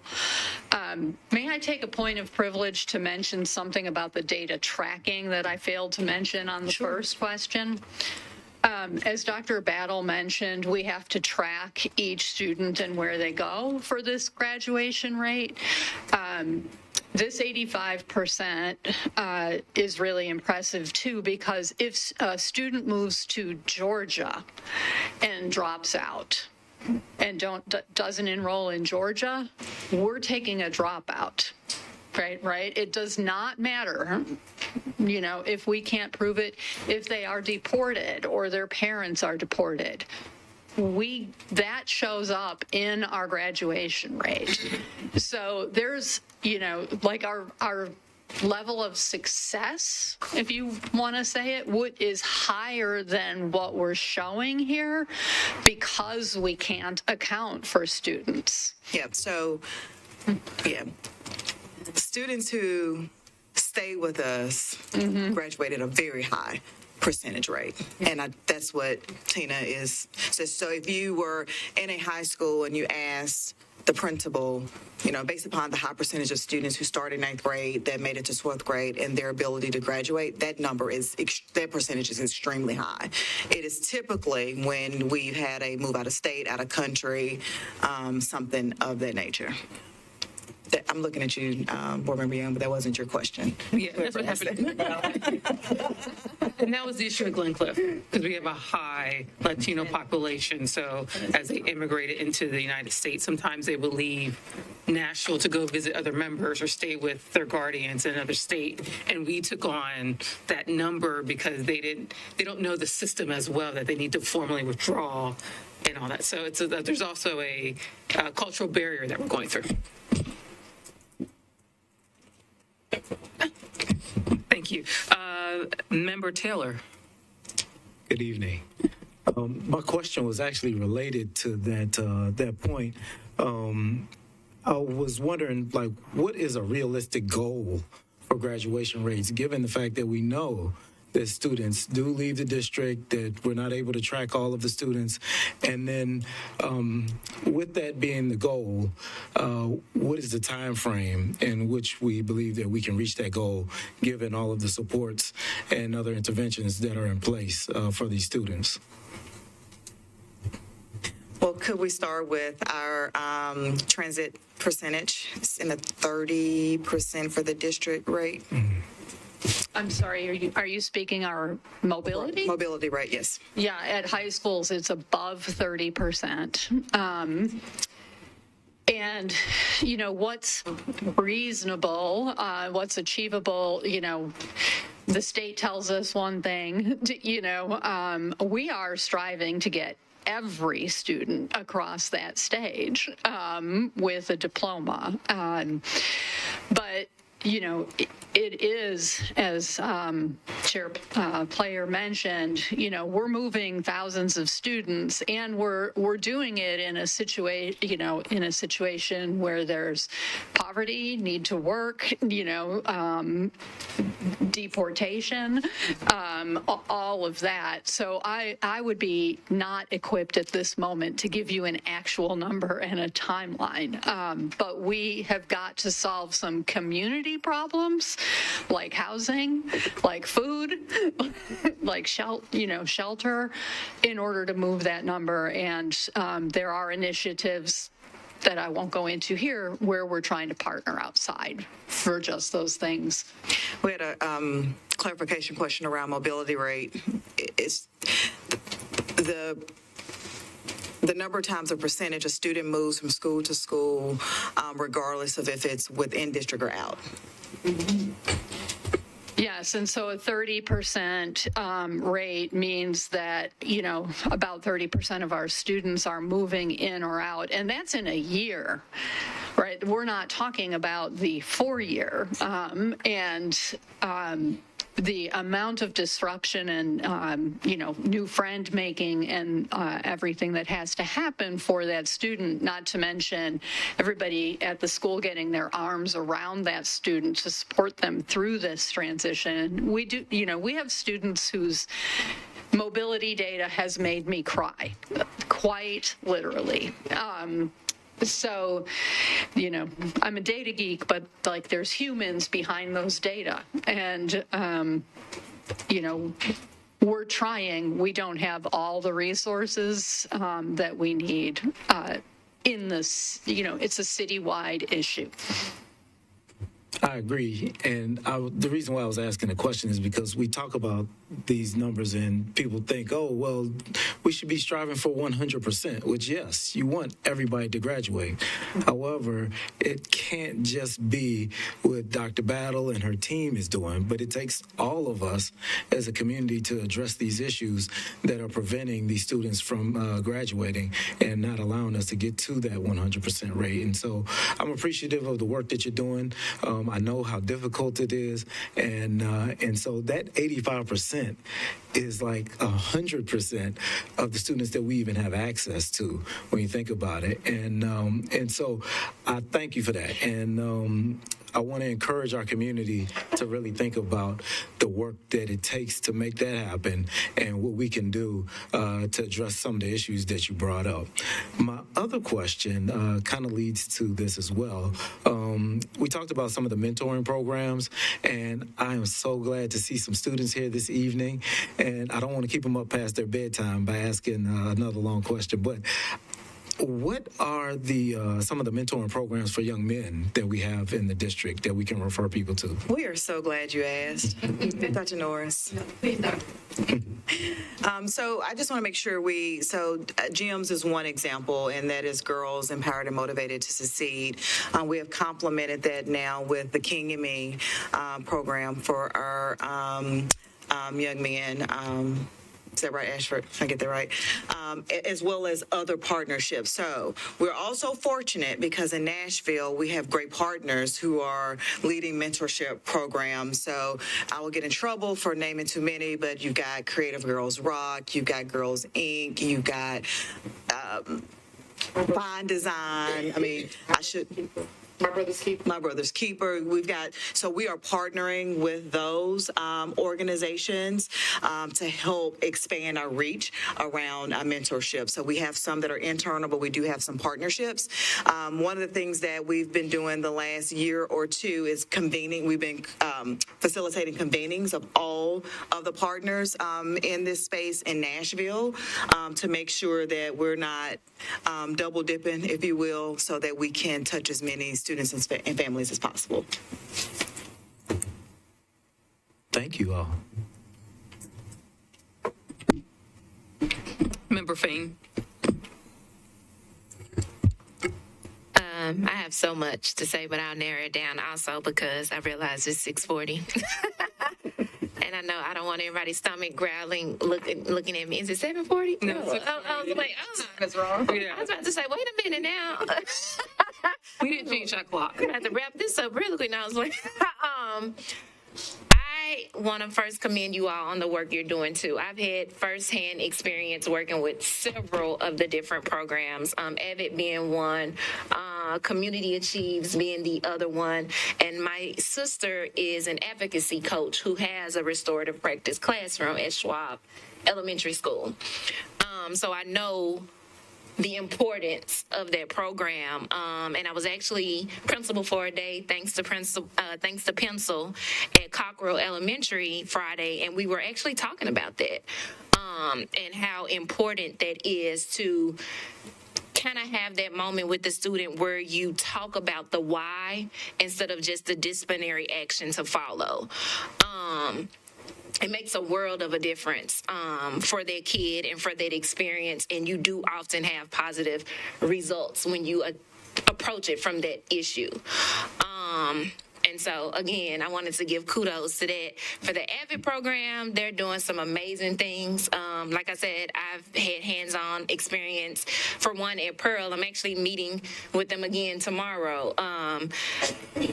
We had Councilwoman Zolfat and Councilman Brandon Taylor. This was last week that we had like a panel discussion with them. And to piggyback off what Dr. Naba McKinney said, that those kids are kind of direct. Like, they have their questions. They are headstrong about who they are and what they want to know. And I think, again, to piggyback off of you, Robert, we need more of that. We need more conversations. We need more visibility. And we need more hands-on approach. It does take a village. And so, again, I just wanted to thank you all for all the work you're doing. I have one question in regards to post-secondary. Do we have any data for that, like for the graduates, like post-secondary, where they're going after they leave MNPS? Yes, we keep that internally and share it with schools. It is not perfect because it doesn't include Tennessee Tech centers, and the state of Tennessee does have those data. We have tried for multiple years to get better data from them. We have some peer work, our partnership with Vanderbilt, where we might get a little more. But we do keep post-secondary data. I cannot quote it at this moment, though. But we do have hands on that where we can kind of see, like you say, it's not going to be 100% accurate. Yes, we do, and we are advocating for a lot more of those data. Awesome sauce. Thank you.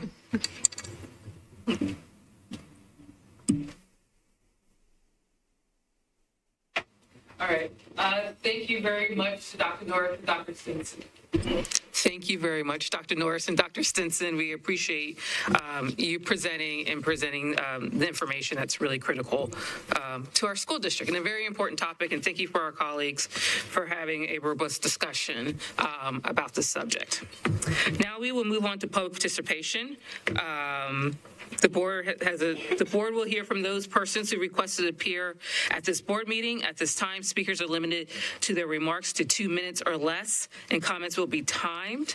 I will call your name. If I mispronounce your name, please, it's not lack of pronunciation or enunciation, but please correct me if I pronounce your name wrong. We will begin with Mr. Ricky Gibbs. You're up first.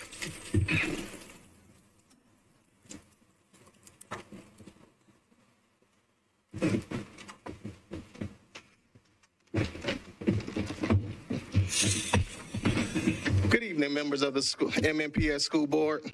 My name is Dr. Ricky Gibbs II, and I have the honor of serving as head of schools at Lee Public Schools, where I oversee the operation of Lee Cameron Middle. I'm here today to ask that you vote to deny the rezoning proposal, which will have a significant impact on the Lee Cameron families. I know that you and your council have received a letter from our lawyers about how the vote of rezoning will create liability as it is a breach of our contract. We're disappointed that no one has responded to that letter. I'll leave that to the lawyers, but as an educator, I'm here to talk about how this affects our students and families.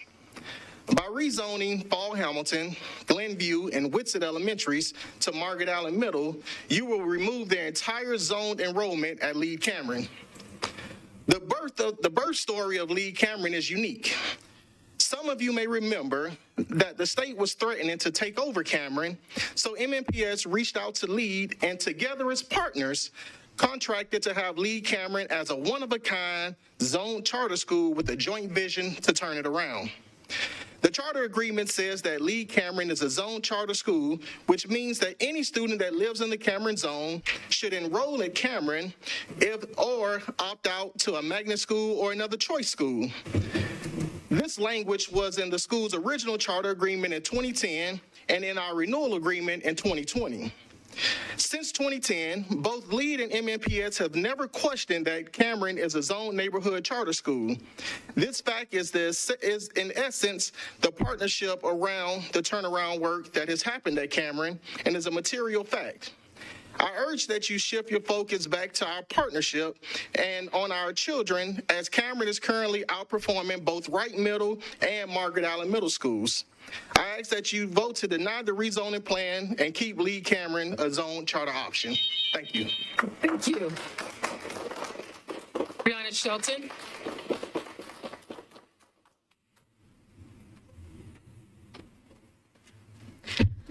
Good evening, school board members. My name is Brianna Shelton, and I'm the principal at Lead Cameron. I'm here to ask that you deny the proposal that would rezone students from Cameron Middle to Margaret Allen Middle. By rezoning these elementary schools, Cameron would cease to be a zone school. I can say with a lot of confidence that the adults that work at Cameron are uniquely proud to serve a zone school. We see the same challenges that a traditional public school encounters and are really energized by that work, and we want to keep doing it. Dr. Gibbs said, as he said, our love for this community began in 2010 when MNPS sought Lead to turn around Cameron, which would become the first turnaround school in Tennessee. Since its founding, Lead Cameron has been a consistent level 5 in TVOS, and today Lead Cameron is the best zone middle school option for families in that area. Like he said, consistently outperforming Wright and Margaret Allen, the school in which our students would be rezoned to. In fact, Wright Middle School and Margaret Allen have both been in the bottom 5% of the state and identified as comprehensive support and improvement schools in 2022 and again in 2023. Since its existence, Lead Cameron has never held that designation. I'd like to note that in the published rezoning proposal that's been made available to the public and to the families of MNPS, there's no mention of Cameron and no designation of Cameron on the proposal maps. This board is responsible, as it's described in the public description of the role of the Board of Education, to keep the local community informed about the school system, and the failure to communicate the impact on our community is in direct contradiction to the responsibility that we have. Approving this rezoning plan as it is currently written is not in the best interest of the families who live in the Glencliff cluster. If this plan is approved, Cameron families will be rezoned from a level 5 school to a comprehensive support and improvement school. Between Wright and Margaret Allen, every single family in the Glencliff cluster will be zoned for a priority school. Thank you. Thank you. Regina Schumacher.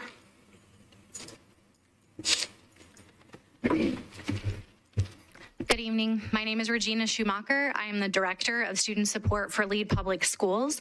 I have served the Cameron community for a little more than 10 years, and I am speaking tonight because I am disheartened about the lack of cultural responsiveness and community care surrounding the decision to remove zoning to Cameron. While I understand that the district and board need not seek community approval for such decisions, the lack of communication and transparency surrounding a decision that profoundly impacts our families' day-to-day lives is disappointing.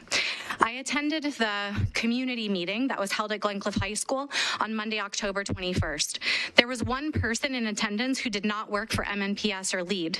This community meeting was a farce. It was a box to be checked.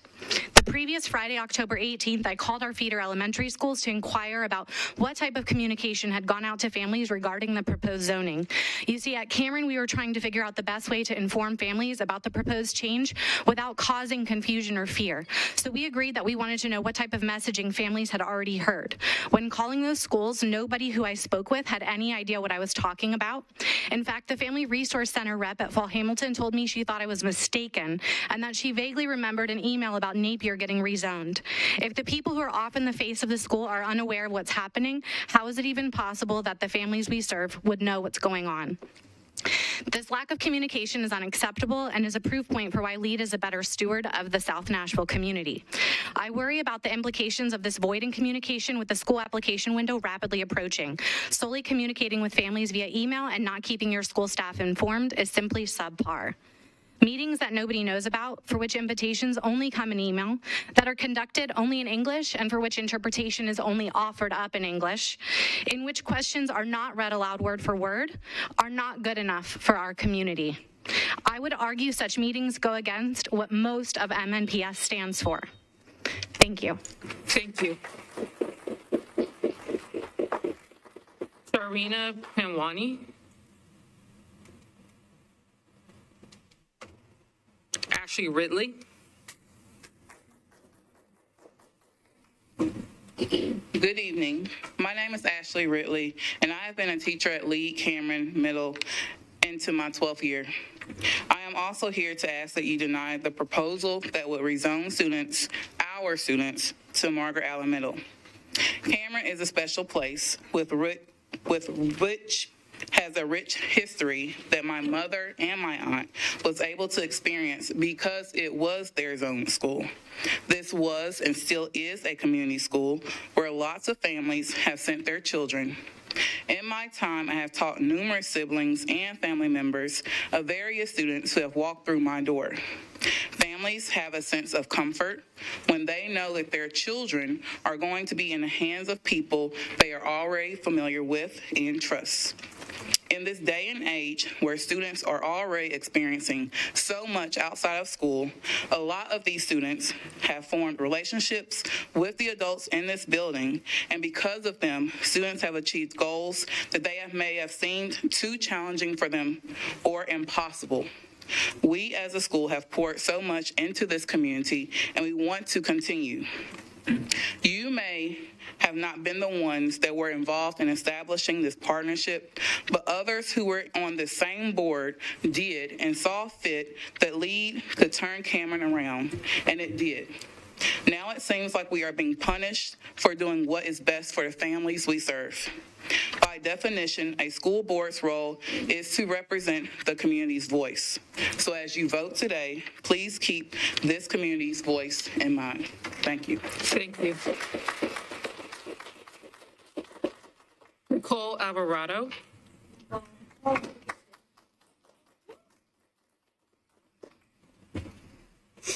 Good evening. My name is Nicole Alvarado. Oh my gosh. A Lead Cameron alumni and a senior at Lead Academy High School. I spent all 4 years at Lead Academy, where many of my teachers still teach here today, who genuinely cared about my education and well-being.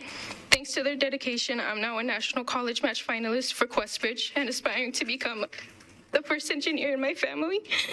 And I credit success to the foundation Cameron provided through those formative years. Lead Cameron's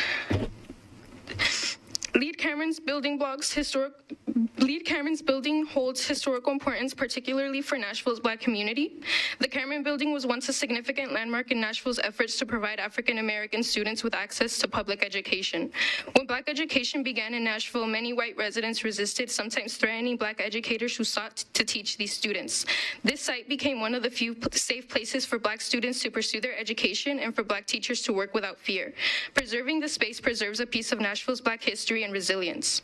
As I've grown, I've come to see the lasting impact of Lead Cameron's curriculum on my own life, from their focus on helping students exceed their MAP goals to enrichment activities like science fairs. Cameron's dedication to quality instruction for all students is clear. The diverse faculty work tirelessly to support each student's individual needs, preparing us with the knowledge and skills necessary for college and for life. Lead Cameron's inclusive environment provides a safe space for many students from immigrant backgrounds like myself who need additional support, especially ESL students. I have seen these students, once unsure and shy in middle school, grow confident in their English and academic abilities, ready to walk the stage with me this school year with a clear sense of their potential. Today, Lead Cameron's legacy of inclusion remains strong, promoting equitable opportunities for students and faculty of color. I hope you take the time to reconsider the inclusion of Lead Cameron in Metro's rezoning plan for the 2025-2026 school year. It will not only honor the building's historical significance, but also secure a future for its mission to empower underserved communities. Thank you. Susie Nash.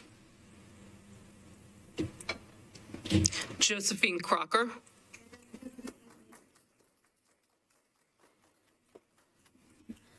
Hello, my name is Josephine Crocker. I'm a junior at Lead Academy and attended Cameron.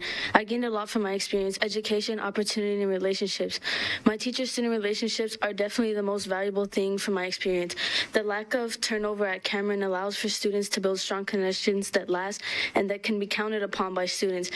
I'm in high school and I can still talk to my middle school teachers who were there for me, and they understand me and they help me when I struggled with my behavior or when I struggled with family issues or anything like that. At Cameron, the teachers are college focused, and this allows students from minorities to have an opportunity for college. Not zoning Cameron to these neighborhoods and schools would take away students' access to a college focused school, because non-English speakers, parents, again, like they were saying, can't understand that it's moving or changing, and they can't move forward with that because they can't enroll their students at Cameron because they don't have the knowledge. At Cameron instills belief in students, and the teachers instill these beliefs and are carried into high school. They make them believe that they can go to college. People that I've been around, they believe they can go to college, and I know they can too. Lead Academy's post-secondary enrollment rate is 59.5, higher than the state's average of 56.2. Lead Academy's students come from Cameron, and Cameron instills college stuff in. Sorry, I'm nervous. Specifically, students who otherwise wouldn't have believed that they could do it because they come from a minority and they're being put down everywhere else. With that, I ask you to consider the rezoning plan for 2025-2026 school year. Thank you. Thank you. Randall Ackerley. Ackerley, sorry. Good evening. My name is Randall Ackerley, and I'm the instructional manager for the newcomer program for English language learners, also known as the Greenhouse at Cameron. Middle school age newcomers are frequently referred to as one of the most vulnerable subgroups of students in the U.S. school system. There are many reasons for this vulnerability beyond academics, including low socioeconomic status, family separation, previous and ongoing trauma, as well as undocumented status. To support these students during this transition, the Greenhouse is designed to provide students with the foundational language skills they need to succeed academically and socially before entering the mainstream classrooms. However, our program supports students with more than just language. The Greenhouse helps students build confidence, foster social connections, and feel a sense of belonging in their new school environment. We call it the Greenhouse because it is a sheltered, safe environment for students to grow rapidly. Currently, the Greenhouse is made up of about 104 students. The majority of these students are coming to Cameron from the Glencliff area. While I believe Margaret Allen is a great middle school and it does have a SIFE program, it does not have a newcomer program like the Greenhouse to support all of these students and their families. With a rapidly growing population of English language learners, the Greenhouse is more critical than ever. To rezone the Glencliff area to a school without a newcomer program is a disservice to the students and their families. It is in the best interest of our Glencliff families, especially those of newcomers, to deny the proposal that would rezone students from Cameron Middle to Margaret Allen Middle. To do so would be to take away an invaluable learning experience that sets this population of students up for long-term success. Thank you. Thank you. Excuse me. Nicole Vaughn Valentine. Hello, amazing board members. I'm a little taken back because I was getting a little emotional back there. I did not realize that Cameron Middle School would be affected by this zoning. I was coming here to advocate for my neighborhood. Many of you all know I live in a neighbor community, just one block over from Pruitt Library, and I wanted to make sure that the students and families who've been coming to me with questions, which, by the way, I think this vote should be deferred because there's not been a meeting in Napier.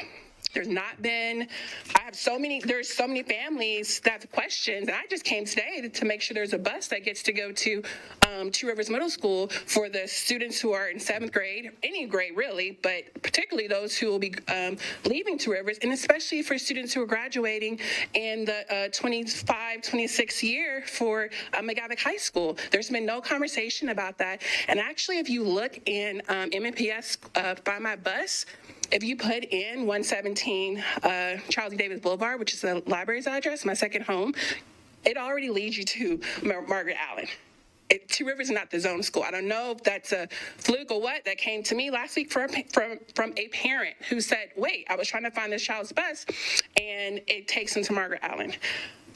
I think we're moving too fast here. Families are worried about their child graduating and getting access. And then Principal Shelton is doing some great work. I live 3-4 blocks from the school. I'll be there Friday night for their boys' night. I've done boys' night and girls' night.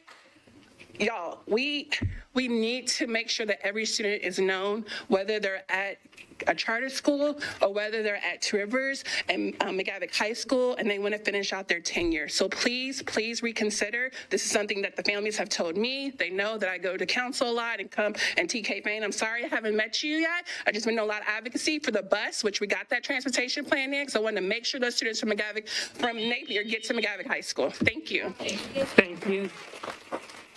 Ellie Poole.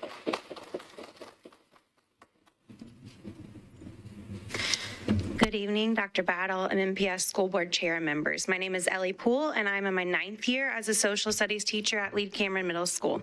I'm here to ask that you vote to deny the proposal that would rezone students from Fall Hamilton, Glenview, and Whitsett Elementaries to Margaret Allen Middle. I have full confidence that over the course of the public remarks of this hearing, you've heard a broad array of data that supports our premise. Lead Cameron, as a zone school, deserves to continue its partnership with MNPS in serving students in the Glencliff cluster. There's plenty of TVOS consistency data, our greenhouse program, our attendance growth post-COVID, our academic bounce back, our restorative practices. My former student was saying to me when we were talking about the amazing restorative practices happening, she leaned over and she goes, "This sounds like Cameron's plan." And so it's my hope today to just paint a picture of life at Cameron and why we deserve to continue as a zone school. Cameron is such a happy place to work and to learn. I wish you could all come and spend a day in classes. I invite you to come at recess, at lunch, to walk the halls, to talk to students about their experiences at our school. If you asked any student about a teacher who they felt truly cared for them and pushed them, I feel confident that you could hear some incredible stories from any student you spoke to. Those insights from those 10, 11, 12, 13, 14-year-old brains are amazing. If you asked teachers about why they stay at Cameron year after year, they would have stories of the countless ways that leaders have come alongside them to encourage, to challenge, and to grow them in their craft. Teachers would also name the names of the students who, in the context of our school, have experienced radical, personal, and academic growth over the years. Because Cameron is such a wonderful place to teach and to learn, we've been able to develop really deep relationships with these kids and earn the trust of their families. The relationships have compounded over time. They come for tax questions. They come for job application help. Cameron is a light in South Nashville. I ask that you ask us to continue in partnership with MPS to serve the students and our families we love. Thank you. Thomas Pillow. My name is Thomas Pillow, School District 2, graduate of Cameron High School, 1964. Cameron's been a part of my life since I was 6 years old. Talking about impact on the community, I knew about Cameron because I lived in a financially challenged community. Cameron was education. It was a stepping stone toward getting a job, to a stepping stone to getting out of poverty. I knew that at the age of 6 because that was so important in our neighborhood. I graduated, we were 6 years in those days. We have been involved with Leeds ever since they came in. I didn't even realize it was a charter school. I'm a member of the Alumni Association. We participate in a lot of activities there. I've been in and out of that school ever since it was founded as part of Leeds.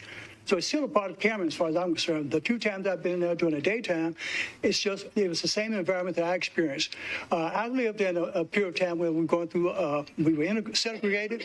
Going to and from school was dangerous. When I got to Cameron, I felt safe. All the kids did. When you left school, you were at risk. When you left home going to school, you were at risk.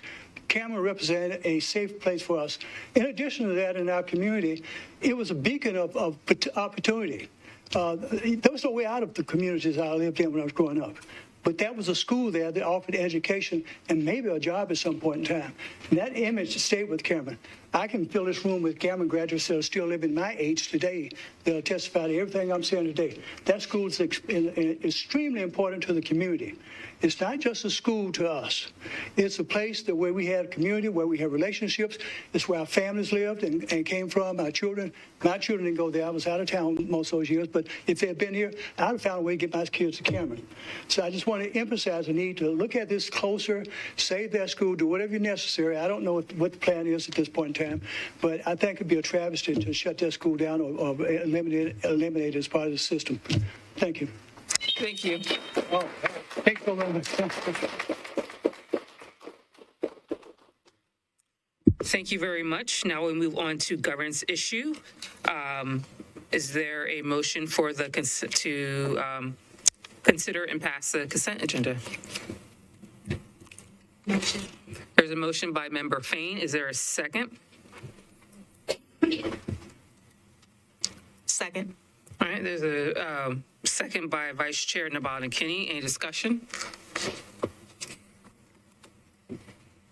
Yes. This rezoning plan is a part of the consent agenda, is that correct? Correct. And so,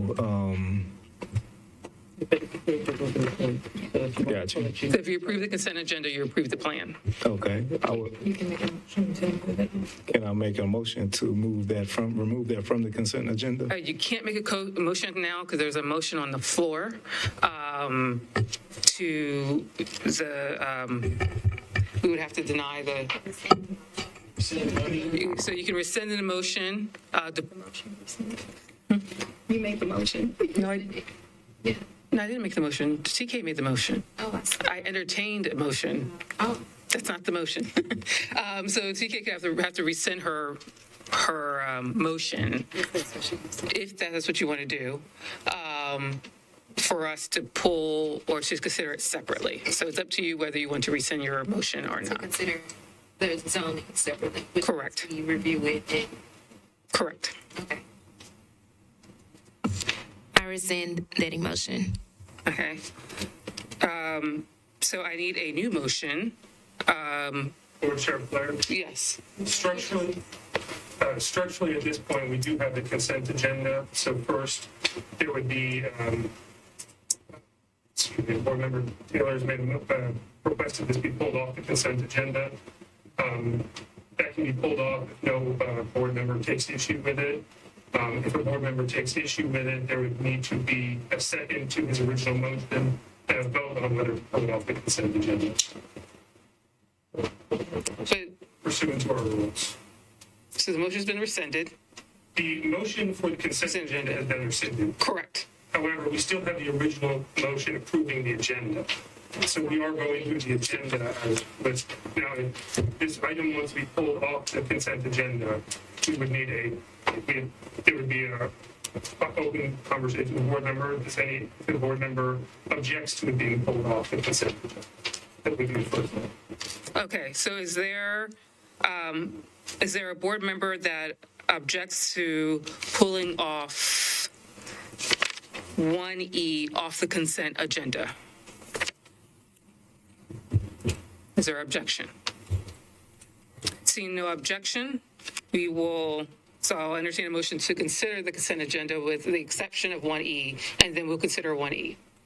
All right, I will entertain a motion to approve the consent agenda with the removal of 1E, the rezoning plan for 2025-2026.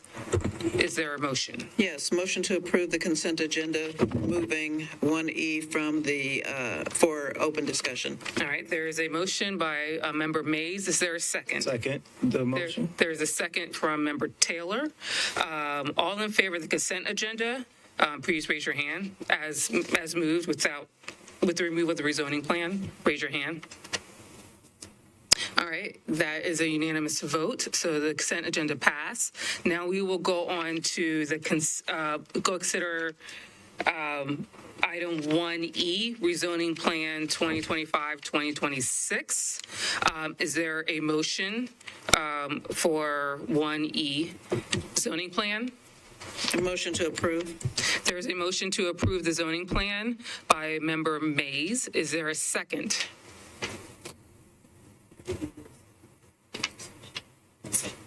All right, it's second by Member Young. Discussion. We'll have a discussion now.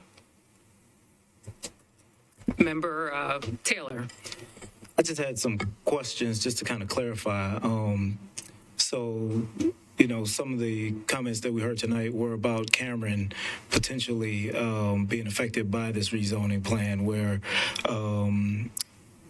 the schools that the students will be zoned to would eliminate a pathway for those students to come to Cameron. And I just wanted to clarify and know what was the factual information about that. And so. Dr. Battle, is there? What's your question again? Can you restate your question, please? So really my question is, we heard several things about the change in the feeder pattern and how it might affect Cameron. And I just want to know what are the facts around how this change would affect Cameron Middle School.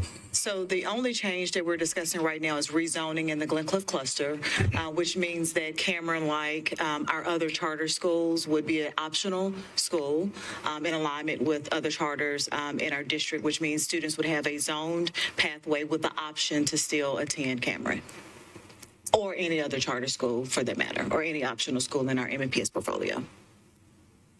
There's one other piece where they discussed that in their original charter, in the renewal application that they submitted in 2020, I believe they said, that there is a zoned pathway to Cameron. Is that correct? Board Member Taylor, with all due respect, I think we've had a review from our legal team as well as our charter office around that particular language. The original agreement does not specifically state that LEAD will function as a zone charter school. It is referenced in later documents, but not in the original. Or do I have it flipped? I think you have that. Okay. Dr. Battle. It is referenced in the original charter agreement. We reviewed the current charter agreement and it does not reflect that. All right. Okay. Member O'Hara Block. So it's my understanding that in the current charter agreement with LEAD, enrollment is not referenced in the sense of a zoned school, correct? Sorry, I missed it. In the current signed charter agreement with LEAD, there is no reference to being a zoned school. Is that correct? The charter agreement itself has language that does not reflect the same language that the original charter agreement does. Yeah, that was my understanding when I reviewed it. I do want to say I think it would be we should be clear with all of these sort of when we do zoning changes, we need to be very clear in our communications with parents of students who are attending any school that these kinds of decisions do impact, and coordinating that with schools that are not direct run MNPS schools, I think will help with any clarification on communication to make sure that families do know, as they do, right? We, in community meeting in Hillsborough, conversation around can my child still do X, Y, and Z? And the answer is yes, your child can still do X, Y, and Z. Also, you have this opportunity. Also, you have that opportunity. I just think being clear about that from MNPS perspective to all families is good practice. And I will respond to that because there have been board discussions, community meetings as well to answer those questions and to be clear. And so I just don't want that comment to go unchecked as if that did not happen. I do agree those things also need to be a part of our rezoning. We do rezonings quite frequently across our district, and there is a standard process by which we communicate and make sure that everyone is informed and know their options. And my apologies, I did mean to clarify that there is a process by which this happens, and these types of things happen very frequently where students have been zoned to one school, are zoned to another, communication is made, and that is part of the process. Thank you. Thank you. Member Mays. Yes, additionally, I just wanted to make sure that I shared that additional communications are done by school board members. I personally send out the information via newsletter, via community meetings, meetings. And I also contact the principals of the schools that will be impacted to ask them directly for their comments and their input if it's going to be an issue. And I have received zero negative input on, and let me just be clear, I'm speaking specifically to the Antioch cluster rezoning. So I have not received any input, but there is an abundance of communication that does go out. Okay. Member Fain?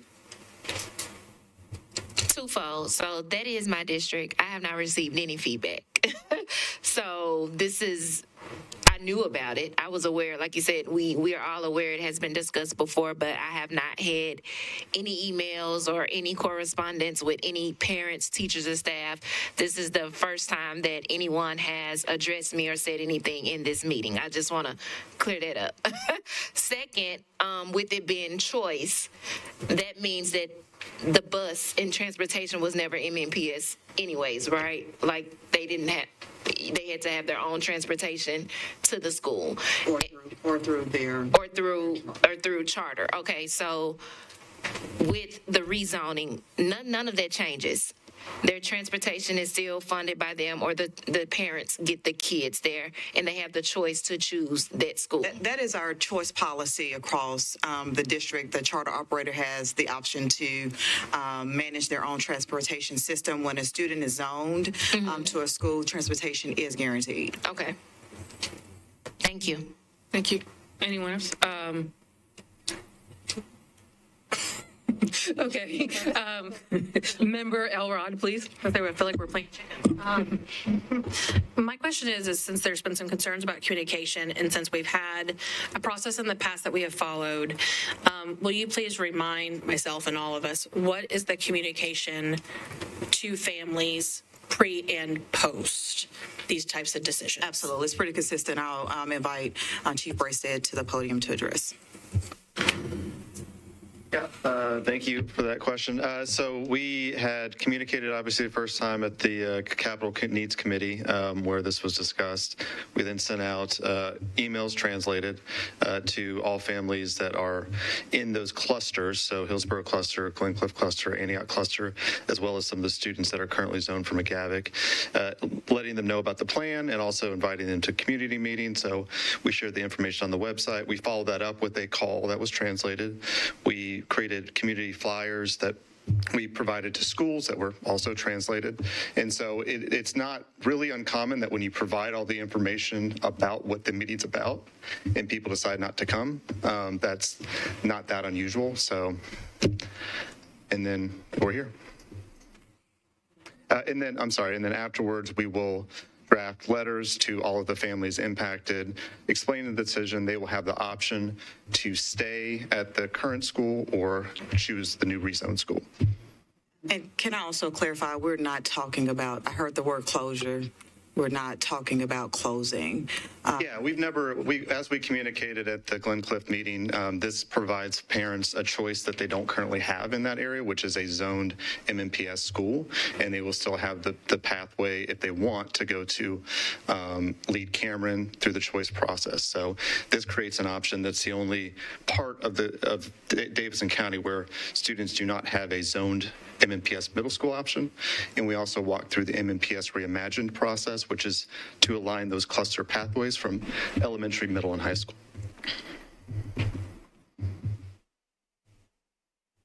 All right, Vice Chair Nabal-Nakini.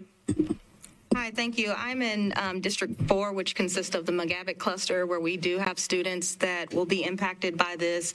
And I personally have not received any feedback except for today regarding the concerns around the cluster. There was a question around students who want to continue to stay at Two Rivers or at McGavick High School as a result. And we've addressed that issue as it relates to that. But I have not received any other concerns as it relates to the Cameron pathway. Also, in reiterating Dr. Battle, this is not a closure. This is just creating an MNPS pathway for students. So students still have the option to enroll in or continue in Cameron. Any Member Taylor? Member Taylor. I just want to say thank you for clarifying that for everybody before we vote. Any more discussion? One more thing. Recognize you. Oh, I'm sorry. Member Vice Chair Nabala-Kinney. I'm recognized now. I do want to just call out, is it Nicole Alvaretta? So happy with your decision to go through Questbridge and you being on the success trajectory towards success. You did name that, and I want to acknowledge that as a student. Keep up the great work.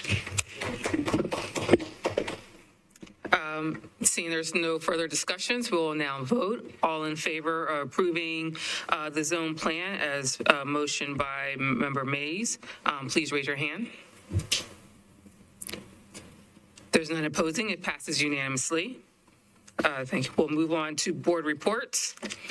There is no board reports because we didn't have any committee. Now we'll move on to announcements. For announcements, I'll ask board members if you have any announcements that you want reflected into the minutes of the meeting, if you can please email those to Cameo to be more efficient of her time. So any information, any meetings that you want, any announcements that you want reflected in the minutes, please email those to Cameo so she can put that in the minutes when she does her post board meeting work. We will start with our student member, Member Nguyen. Hello, everybody. First to start, I think something really cool that's happening at Overton right now I'd like you guys to know about is a relax and reset with Dr. Garner. So that's yoga.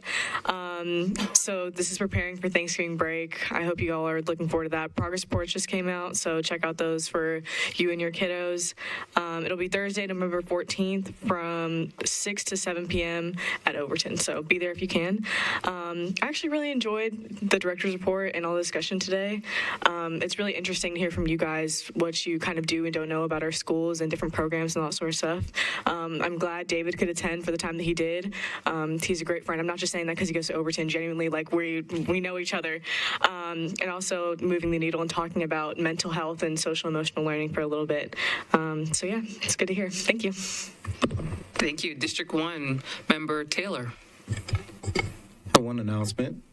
We are conducting a food drive at Avenetta Davis Early Learning Center, and the food drive will continue through November the 19th at the Avenetta Davis Early Learning Center in District 1. All right. Thank you. District 2, Member Elrod. Thank you so much. I will be there on Thursday. I'm bringing my own yoga mat because I know the yoga mats are running low, is what I've been told. So I'll be there.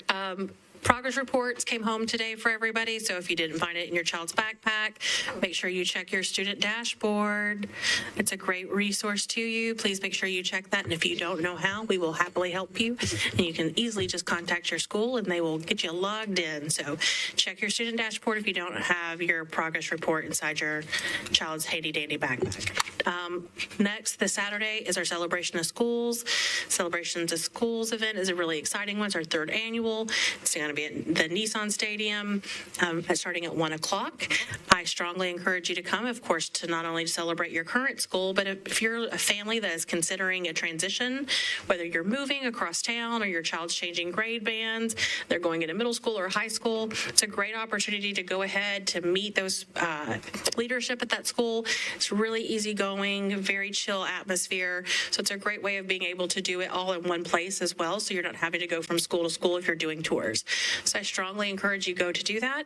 And other than that, on Friday, we have at Granbury our cultural feast. If you would like to attend, you are more than welcome. I am cooking so many shortening bread cookies for it. So that's what we're doing. Thanks. Member Young. I will not be doing yoga, and I have no report. District 4, Vice Chair Nabala-Kinney. I'm sorry. I'm still stuck on the I will not be doing yoga. Sorry. I just want to, again, uplift McGavick Elementary and the visit there with Principal Laura Duran. over at McGavick Elementary. If you guys had a chance to do Principal of the Day, great event, great opportunity to go in and visit our schools. It is not only for just us, but it's also for the community to be able to take a look and partner and be in community with the leaders and the teams within those schools that are working to improve outcomes for our kids. So again, shout out to McGavick Elementary and Principal Duran. District 5, Member Fain. I will be doing yoga. I'm gonna convince Zach to join me. I was trying to check before I make this statement because I could be biased again, and y'all already know where I'm going. But I think Pearl-Cohn is the only school that's in the second round of the play. I could be wrong. Who is it? Okay, well, kudos to East. I don't know who district that is, but Yours. Is it me too? Yeah. No, it's no. They changed. Okay. See. Uh-oh, fighting words. See, y'all was about to get me. I was like, no, I don't think so. Okay, but yes, Pearl-Cohn will be over at Chester County Friday for the second round of the playoffs. About a 2-hour drive if anybody want to join me. Progress reports came out this week. I think we talked about that. Just a heads up, check your baby's backpacks and emails and online as well. I think that's it. Yeah, that's about all I have. Thank you. District 6, Member Mays. Yes, just a couple of quick announcements. On Thursday this week, the Urban League's Diversity Career Fair will be held at the Southeast Community Center in Antioch. That will be from 10 a.m. to 2 p.m., and everyone is encouraged to come out and speak to the different industries that will be on hand to offer career opportunities. Also, Friday, one of my favorite events is the annual Freshman Career Exploration Fair that will be at the Music City Center. It will start at 8 a.m. on Friday morning, and if you are a partner, you need to be there by 7 a.m. I almost got choked up saying that. But it is absolutely one of the most engaging events that we have in Metro Schools. It's an opportunity for every single freshman in Metro Schools to meet with industry partners and talk to them about career paths and opportunities. So I will be there all day, and I hope to see some of you fabulous people join me there. It's at the Music City Center. Also, again, we've mentioned that on Saturday will be the celebration of schools at Nissan Stadium. And just a really quick announcement, I'm really excited about that. Well, first of all, before I say that, let me thank all of my colleagues who attended the Tennessee School Boards Association conference this weekend. It was an interesting conference. And so I'm very thankful that you all were able to attend. And one piece of really great news, you will notice that our senior school board member is absent tonight. She is ill. She's a little under the weather, but she received a notification this week that she is going to receive a $500 scholarship from the Council of Great City Schools, primarily related to her participation and attendance at the Council of Great City Schools conference, where she was a student panelist, and she did a phenomenal job. So that is a huge accolade for her. And so, Christine, get better. We love you. And that's it for me. Thank you, Member Mays. District 7, myself, does not have any announcements. District 8, no announcements from District 8. District 9, Member Tyler. No, it's just going to highlight the celebration of schools parade and fair. Already been mentioned, and also wanted to bring up that it is National School Psychology Week. And so I just wanted to thank our MNPS school psychologists for all you do. Thank you. Thank you very much. And just remember, if you want your announcements reflected in the minutes, please submit it by Friday, 12 noon. So if it's not by Friday, 12 noon, it will not be reflected in the minutes. Okay. Being no further business, this meeting is adjourned.